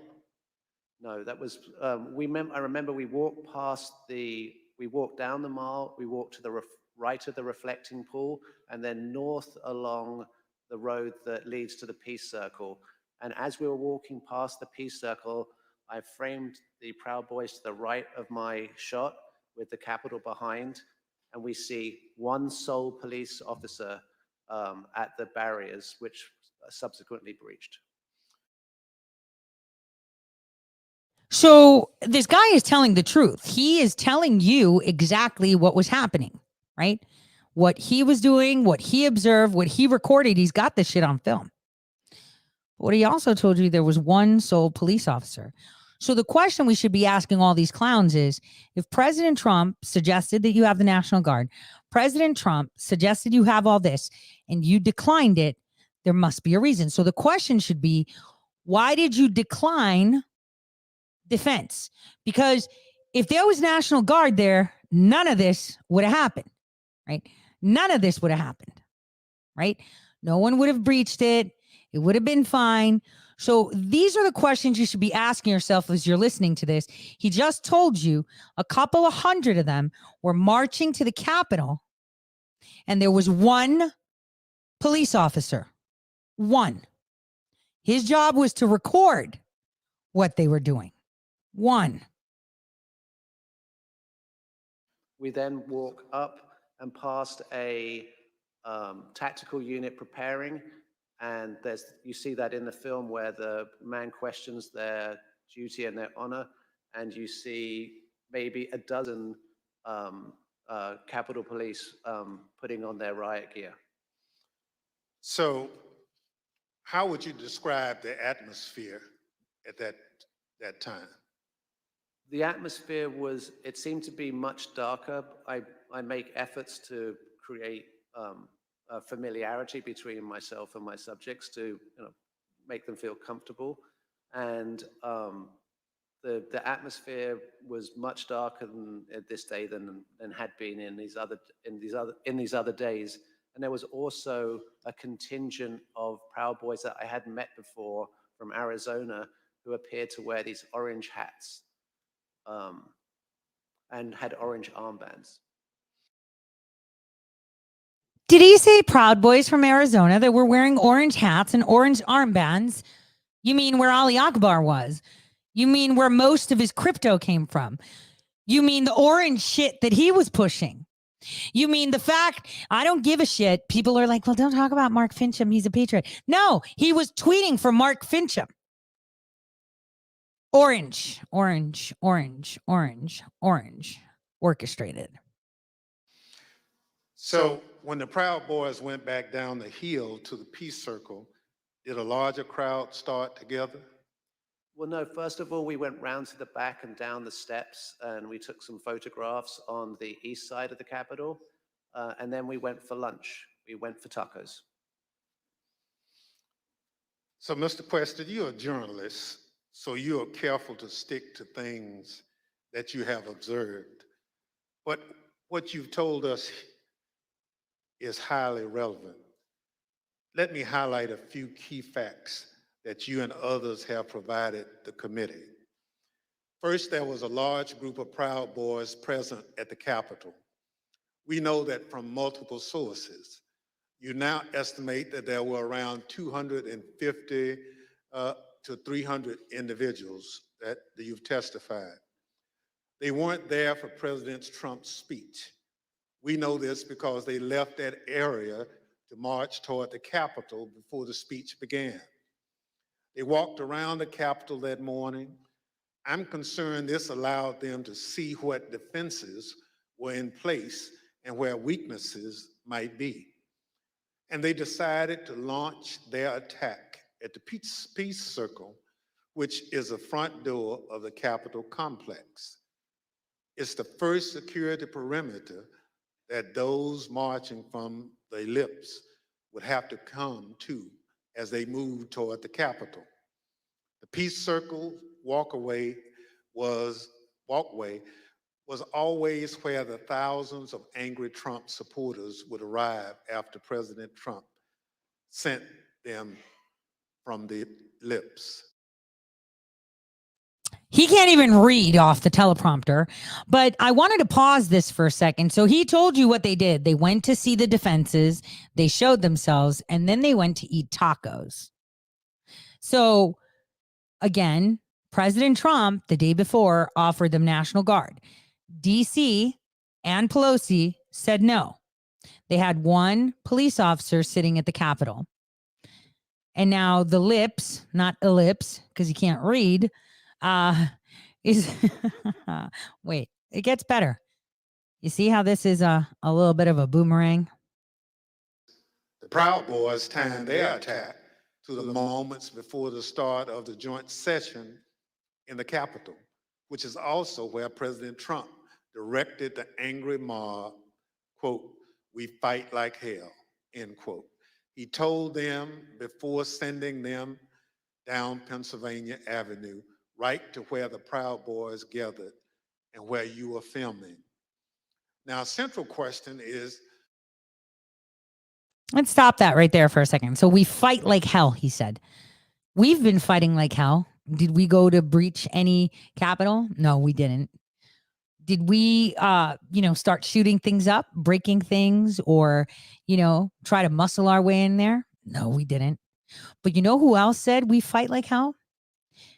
Maxine Waters, Crazy Maxine, Kamala Harris, Pelosi, and Schumer, and many, many more, who harassed people on the street, who advocated that people go to Brett Kavanaugh's house, who advocated that people burn shit down, who advocated for people to donate to BLM that was a scam and people were making money, who advocated to burn courthouses down while they want to defund the police, who advocated and applauded burning fires. Don't forget, they were mostly peaceful protesters, burning down churches and buildings and shooting innocent people. Again, I digress. whether the attack on the Capitol was coordinated and planned. What you witnessed is what a coordinated and planned effort would look like.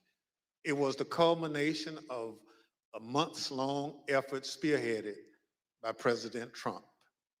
Mr. Quested, thank you for your eyewitness account of the lead up to the breach of the Peace Circle.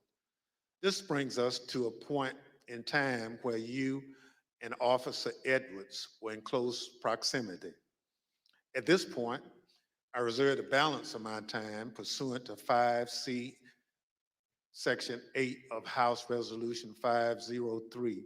The chair recognizes the gentlewoman from Wyoming, Ms. Cheney, for questioning. Thank you very much, Mr. Chairman. Officer Edwards, I want to start by thanking you for your service and thank you for your courage. Thank you for being here this evening. I know that it's not easy to relive what happened for you and for the officers behind you and for the family members of officers in the audience this evening. But it's really important for the country to have a full accounting and understand what happened. I want to start, Officer Edwards, with a short clip that shows the horrible moment when you were injured as the peace circle was breached.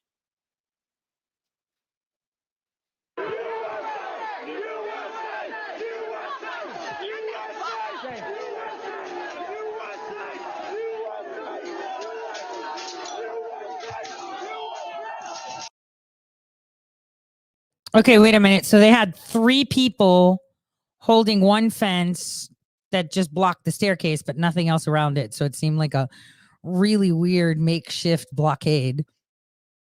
And all of these people marched to push the blockade open from 3 people, 1 female officer who was cussing, step back. And Ray Epps is right there. We should ask, where is he? Huh? So weird. And it's like 3 people for hundreds of people, led by the federal asset and federal employee, Ray Epps. But I digress. I just wanted to bring that to your attention.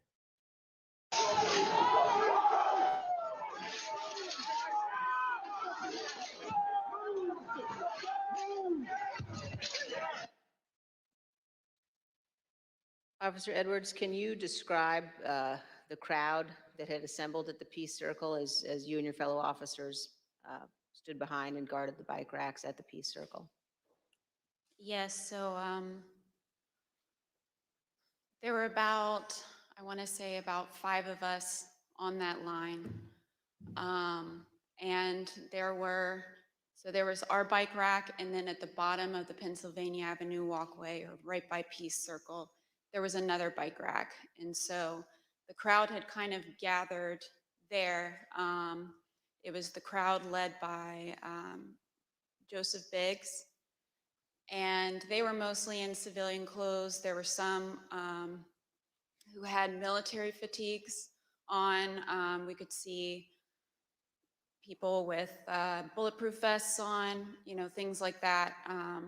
They didn't seem, extremely cohesive, but they had gathered there in their outfits, but they had gathered there together. And Joseph Biggs he had a megaphone, and he started talking about, first it was things kind of relating to Congress.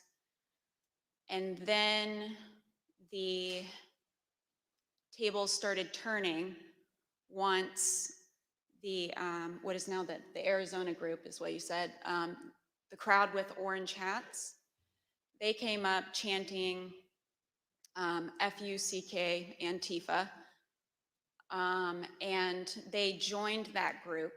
And once they joined that group, Joseph Biggs' rhetoric turned to the Capitol Police.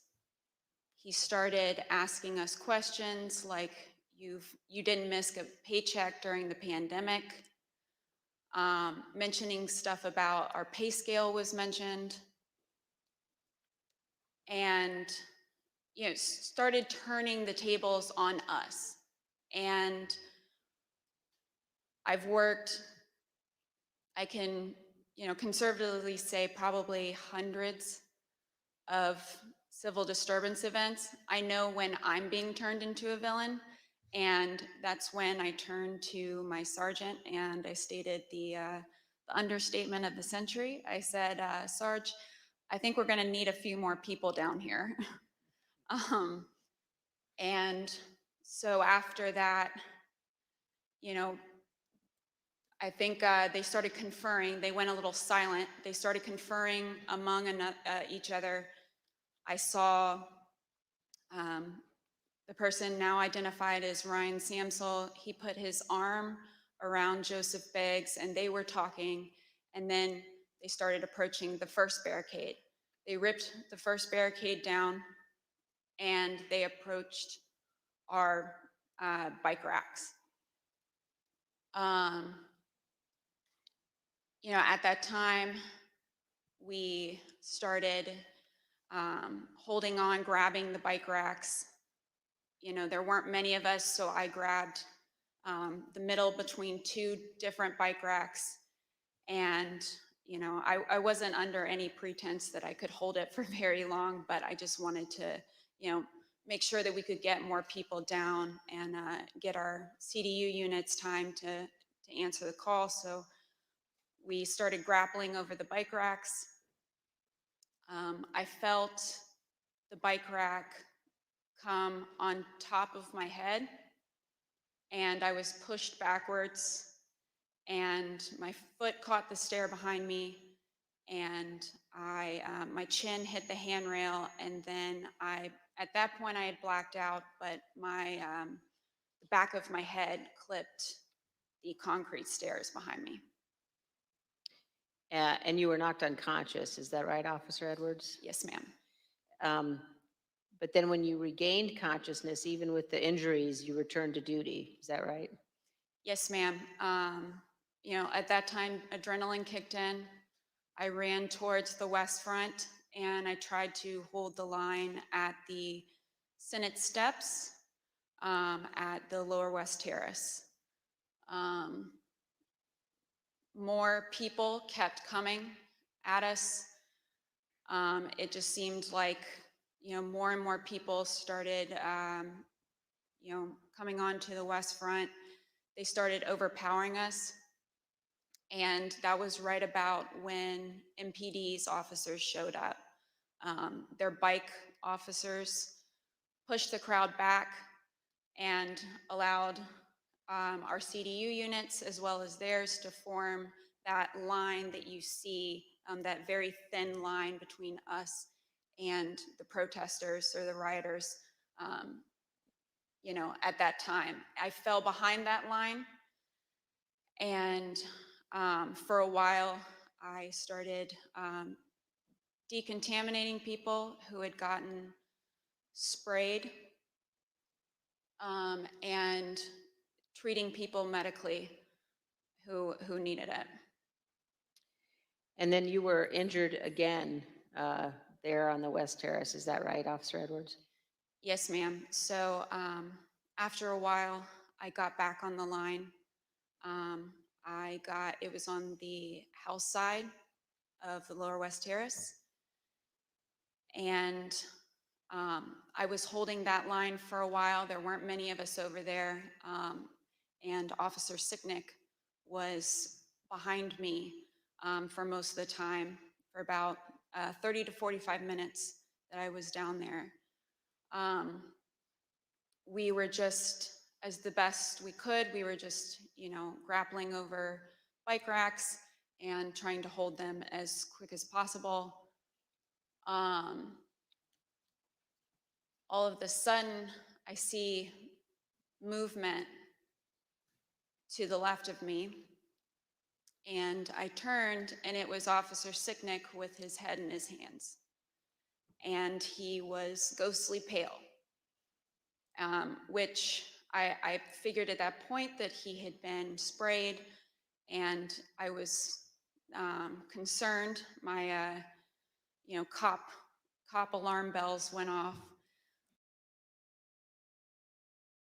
I want to pause there for a second because someone finally said it. Ukraine on Fire was the orange group that Graham and his best friend McCain led in the Ukraine slaughter. Ali Akbar had funny, fancy, sexy time with McCain and Graham. Right? Right? And I said that before the elections. Right? Right? And he was leading the Orange Revolution. Right? Right? And then it's like, nope. And even in Fincham's text, when I showed you, he was like, let me tweet that out. Let me tweet that out. About McCain, he's like, no, we're not doing it because McCain popped his cherry. Right? Right? Right. I just wanted to bring that up. Because if you get sprayed with pepper spray, you're going to turn red. He turned just about as pale as this sheet of paper. And so I looked back to see what had hit him, what had happened, and that's when I got sprayed in the eyes as well. I was taken to be decontaminated by another officer, but we didn't get the chance because we were then tear gassed. And we are going to play just a brief clip of that moment that you've just described, Officer Edwards.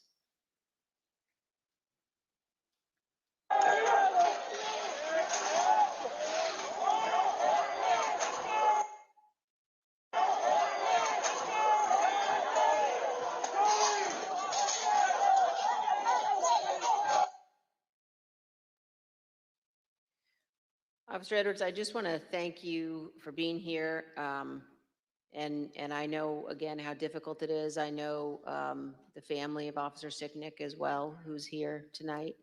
And one of the things one of the Capitol Police officers said to me recently was to ask me whether or not, as members of Congress, all of us understood that on that day, on January 6th, when we were evacuated from the chamber, were led to a safe, undisclosed location, whether we knew that so many of you had rushed out of the building and into the fight.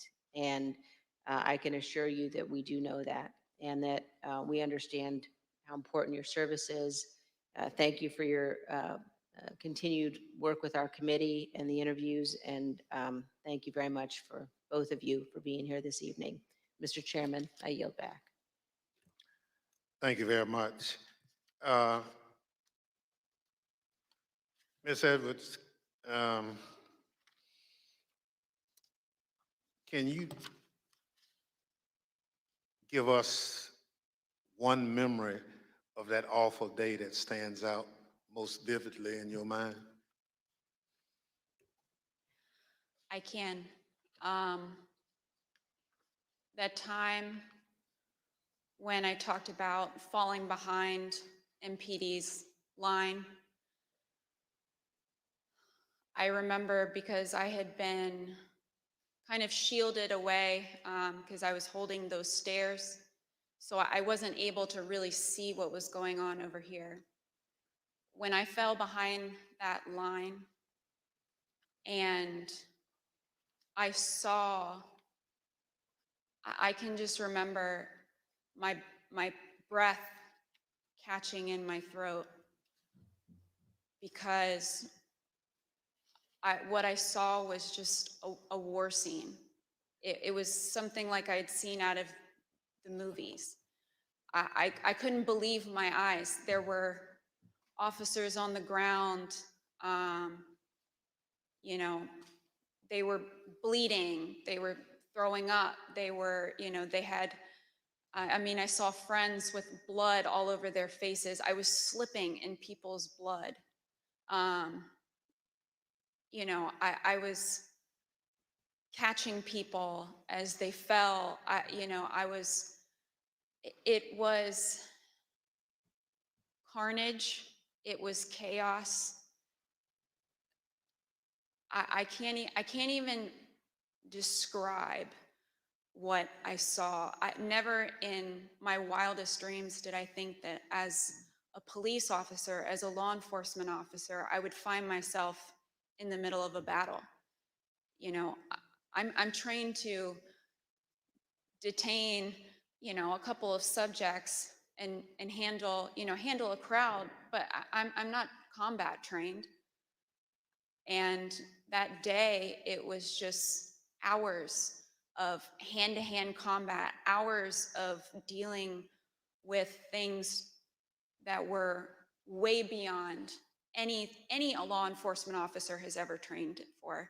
And I just remember that moment of stepping behind the line and just seeing the absolute war zone that the West Front had become.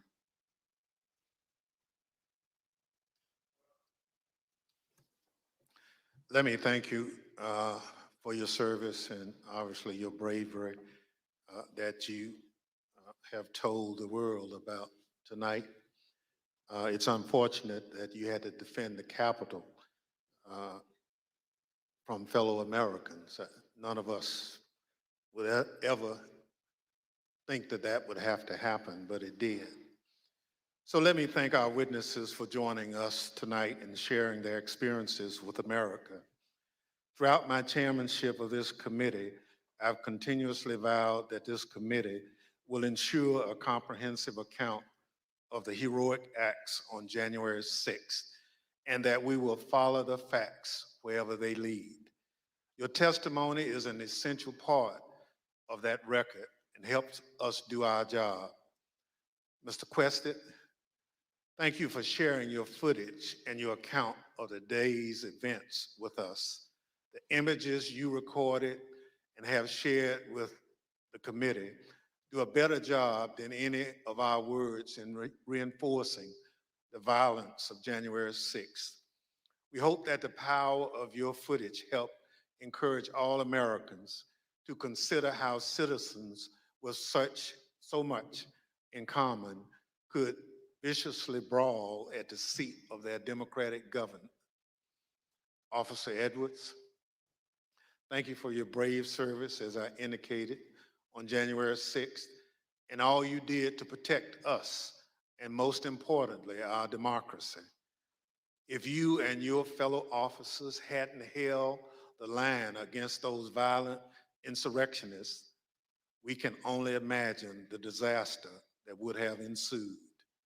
Your heroism in the face of danger is admirable, and your will to continue to protect and serve despite your serious injuries should be an inspiration to all of us. We wish you a continued recovery and look forward to seeing you back in uniform sometime soon. The members of the Select Committee may have additional questions for tonight's witnesses, and we ask that you respond expeditiously in writing to those questions. Without objections, members will be permitted 10 business days to submit statements for the record, including opening remarks and additional questions for the witnesses. The witnesses have just told us what they heard the rioters saying while they stormed the Capitol on that day. Now we're going to hear it from the rioters themselves.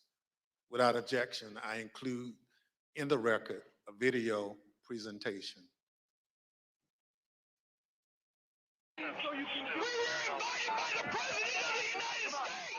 What really made me want to come was the fact that, you know, I had supported Trump all that time.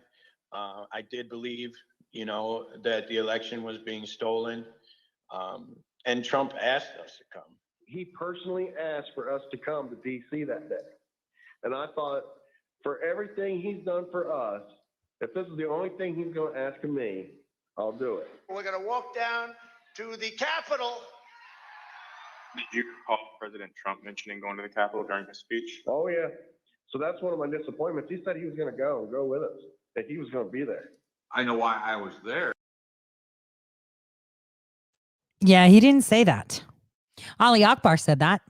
Alex Jones said that from Ali Akbar, because Ali Akbar was on the phone with whoever was saying that. The rumors were saying that. I had cops that said that. President Trump wasn't going. We all know he wasn't going. Wow. The poor guy, the first guy, he got 36 months probation. And now he's like, yeah, the elections weren't stolen. I kind of just believe that. Almost like Bradley Manning walked in, walked out as Chelsea Manning, you know? That could really do a number on you. And that's because he called me there and he laid out what is happening in our government. He laid it out. But I remember Donald Trump telling people to be there, right? I mean, to support. So you mentioned that the president asked you. Do you remember a specific message? Basically, yeah, he asked for us to come to DC, that big things are gonna happen. What got me interested, he said, I have something very important to say on January 6th or something like that. Is what got me interested to be there. You know, Trump has only asked me for two things. He asked me for my vote, and he asked me to come on January 6th.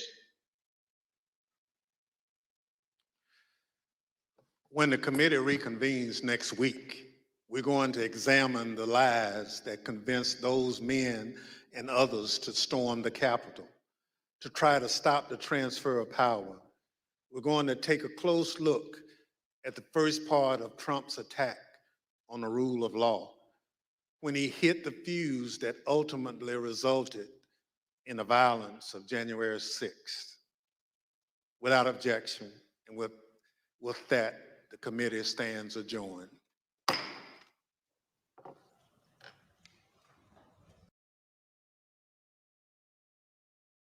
Well, then, since President Trump called them up specifically and said, hey, you need to come, this is what happens when you're in the show.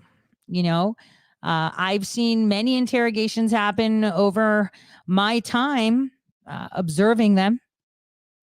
Conus, so conus. And you'll be very surprised what you will say. Now, did they say that they're going to do it on Monday, the 13th at 10 a.m.? Shit. That sucks. I have a meeting in another state then. Damn.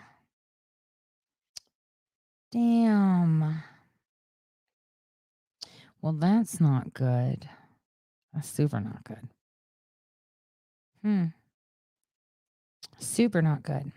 So yeah, we're going to see more. I guess they reiterated how they're going to put it. Oh, what a show. It's almost like we're at the, tip of the spear and we're all going to lose our minds. And it seemed like they were really grasping for straws.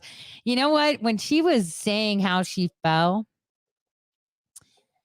it reminded me of playing Grand Theft Auto. You know, like when your character in GT4 would fall over slowly over a bike rack and shit and be all broken and, start whining. That's what it reminded me of. So, as you know, all the other news stations are showing this like nobody's business. And it's it got a lot of commentary, of course. Tons of commentary. I mean, let's see. Let's just pop into CNN quickly. Let's see what they're doing. Let me get on there. I just want to see before, I hop off because I got like, let's see. No thanks. Let's go to CNN. Live. Bull is on. Is that like a new season? If it is, I should watch it. I like Bull. Here we go. Oh, of course. We have Kellyanne Conway's And he husband. did it because look, he saw these people on television supporting him. It was the same thing. That's why he didn't criticize the Proud Boys when he was asked at the debate. That's why he said there were great people on both sides at Charlottesville. And that's why he said, you're wonderful people. You're wonderful people. This is what happens when an election is on. We love you. That's what he said at the end of the day on January 6th. And today he says, oh, look at the great crowd I had on January 6th. There was so much love in the air. They quoted that. It's astounding. And then juxtapose that to the testimony just now of Carolyn Edwards, the Capitol Hill police officer, who looks at this crowd and sees a war zone and is learning, we're learning today that the commander-in-chief does nothing, does not. We need someone to stitch together a video of all the riots where they're burning shit and people are getting shot at and how Kamala Harris contributed to get these out on bail and how BLM is all fraudulent. And then put this together where there's like 100, 200, maybe 400 Proud Boys and millions of other Americans, which are the majority that didn't do anything. And then have them say that it's not a mostly peaceful protest. They were standing in front of shit on fire saying all the protests are mostly peaceful while there's a burning building behind them. Okay? Now, it's kind of interesting. I don't want to, this is why she's Capitol Police. Her great-grandfather was the last person that served. To compare it to a war zone, Jesus. Shame. Shame on her. call Department of Homeland Security, does not call in the National Guard. She has a concussion. Her chin is hit by a bike rack. She falls back and hits her head. She comes to, she gets up. She gets up again and again and again. She just described slipping on her colleague's blood. She talks about what they were facing. Oh my gosh, what they were facing. They were facing a setup, right? Because if they really wanted to help them, there's the question that should be asked. I mean, does nobody get to ask questions in that committee? Like, hey, President Trump offered you protection. Why'd you decline it? I'm pretty sure, Five Eyes kind of told you about old recorder guy, right? You knew Tario was coming in with the weapons and that shit was confiscated so they can't put the puzzle pieces together later, right? It just doesn't add up. This fake dramatization.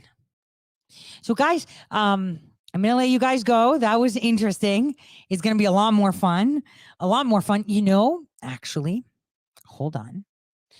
I wanted to, where is it? There's like this weird video. I'm trying to find it. Let's just end it with something fun. How's that?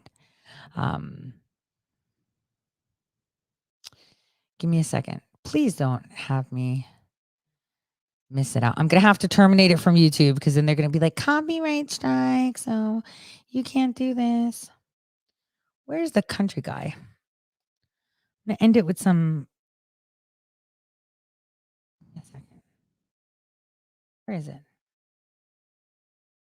I'm looking for. Okay. I'm just going to end it with the best homemade pasta and meatballs. Okay. So I'm going to disconnect from Facebook.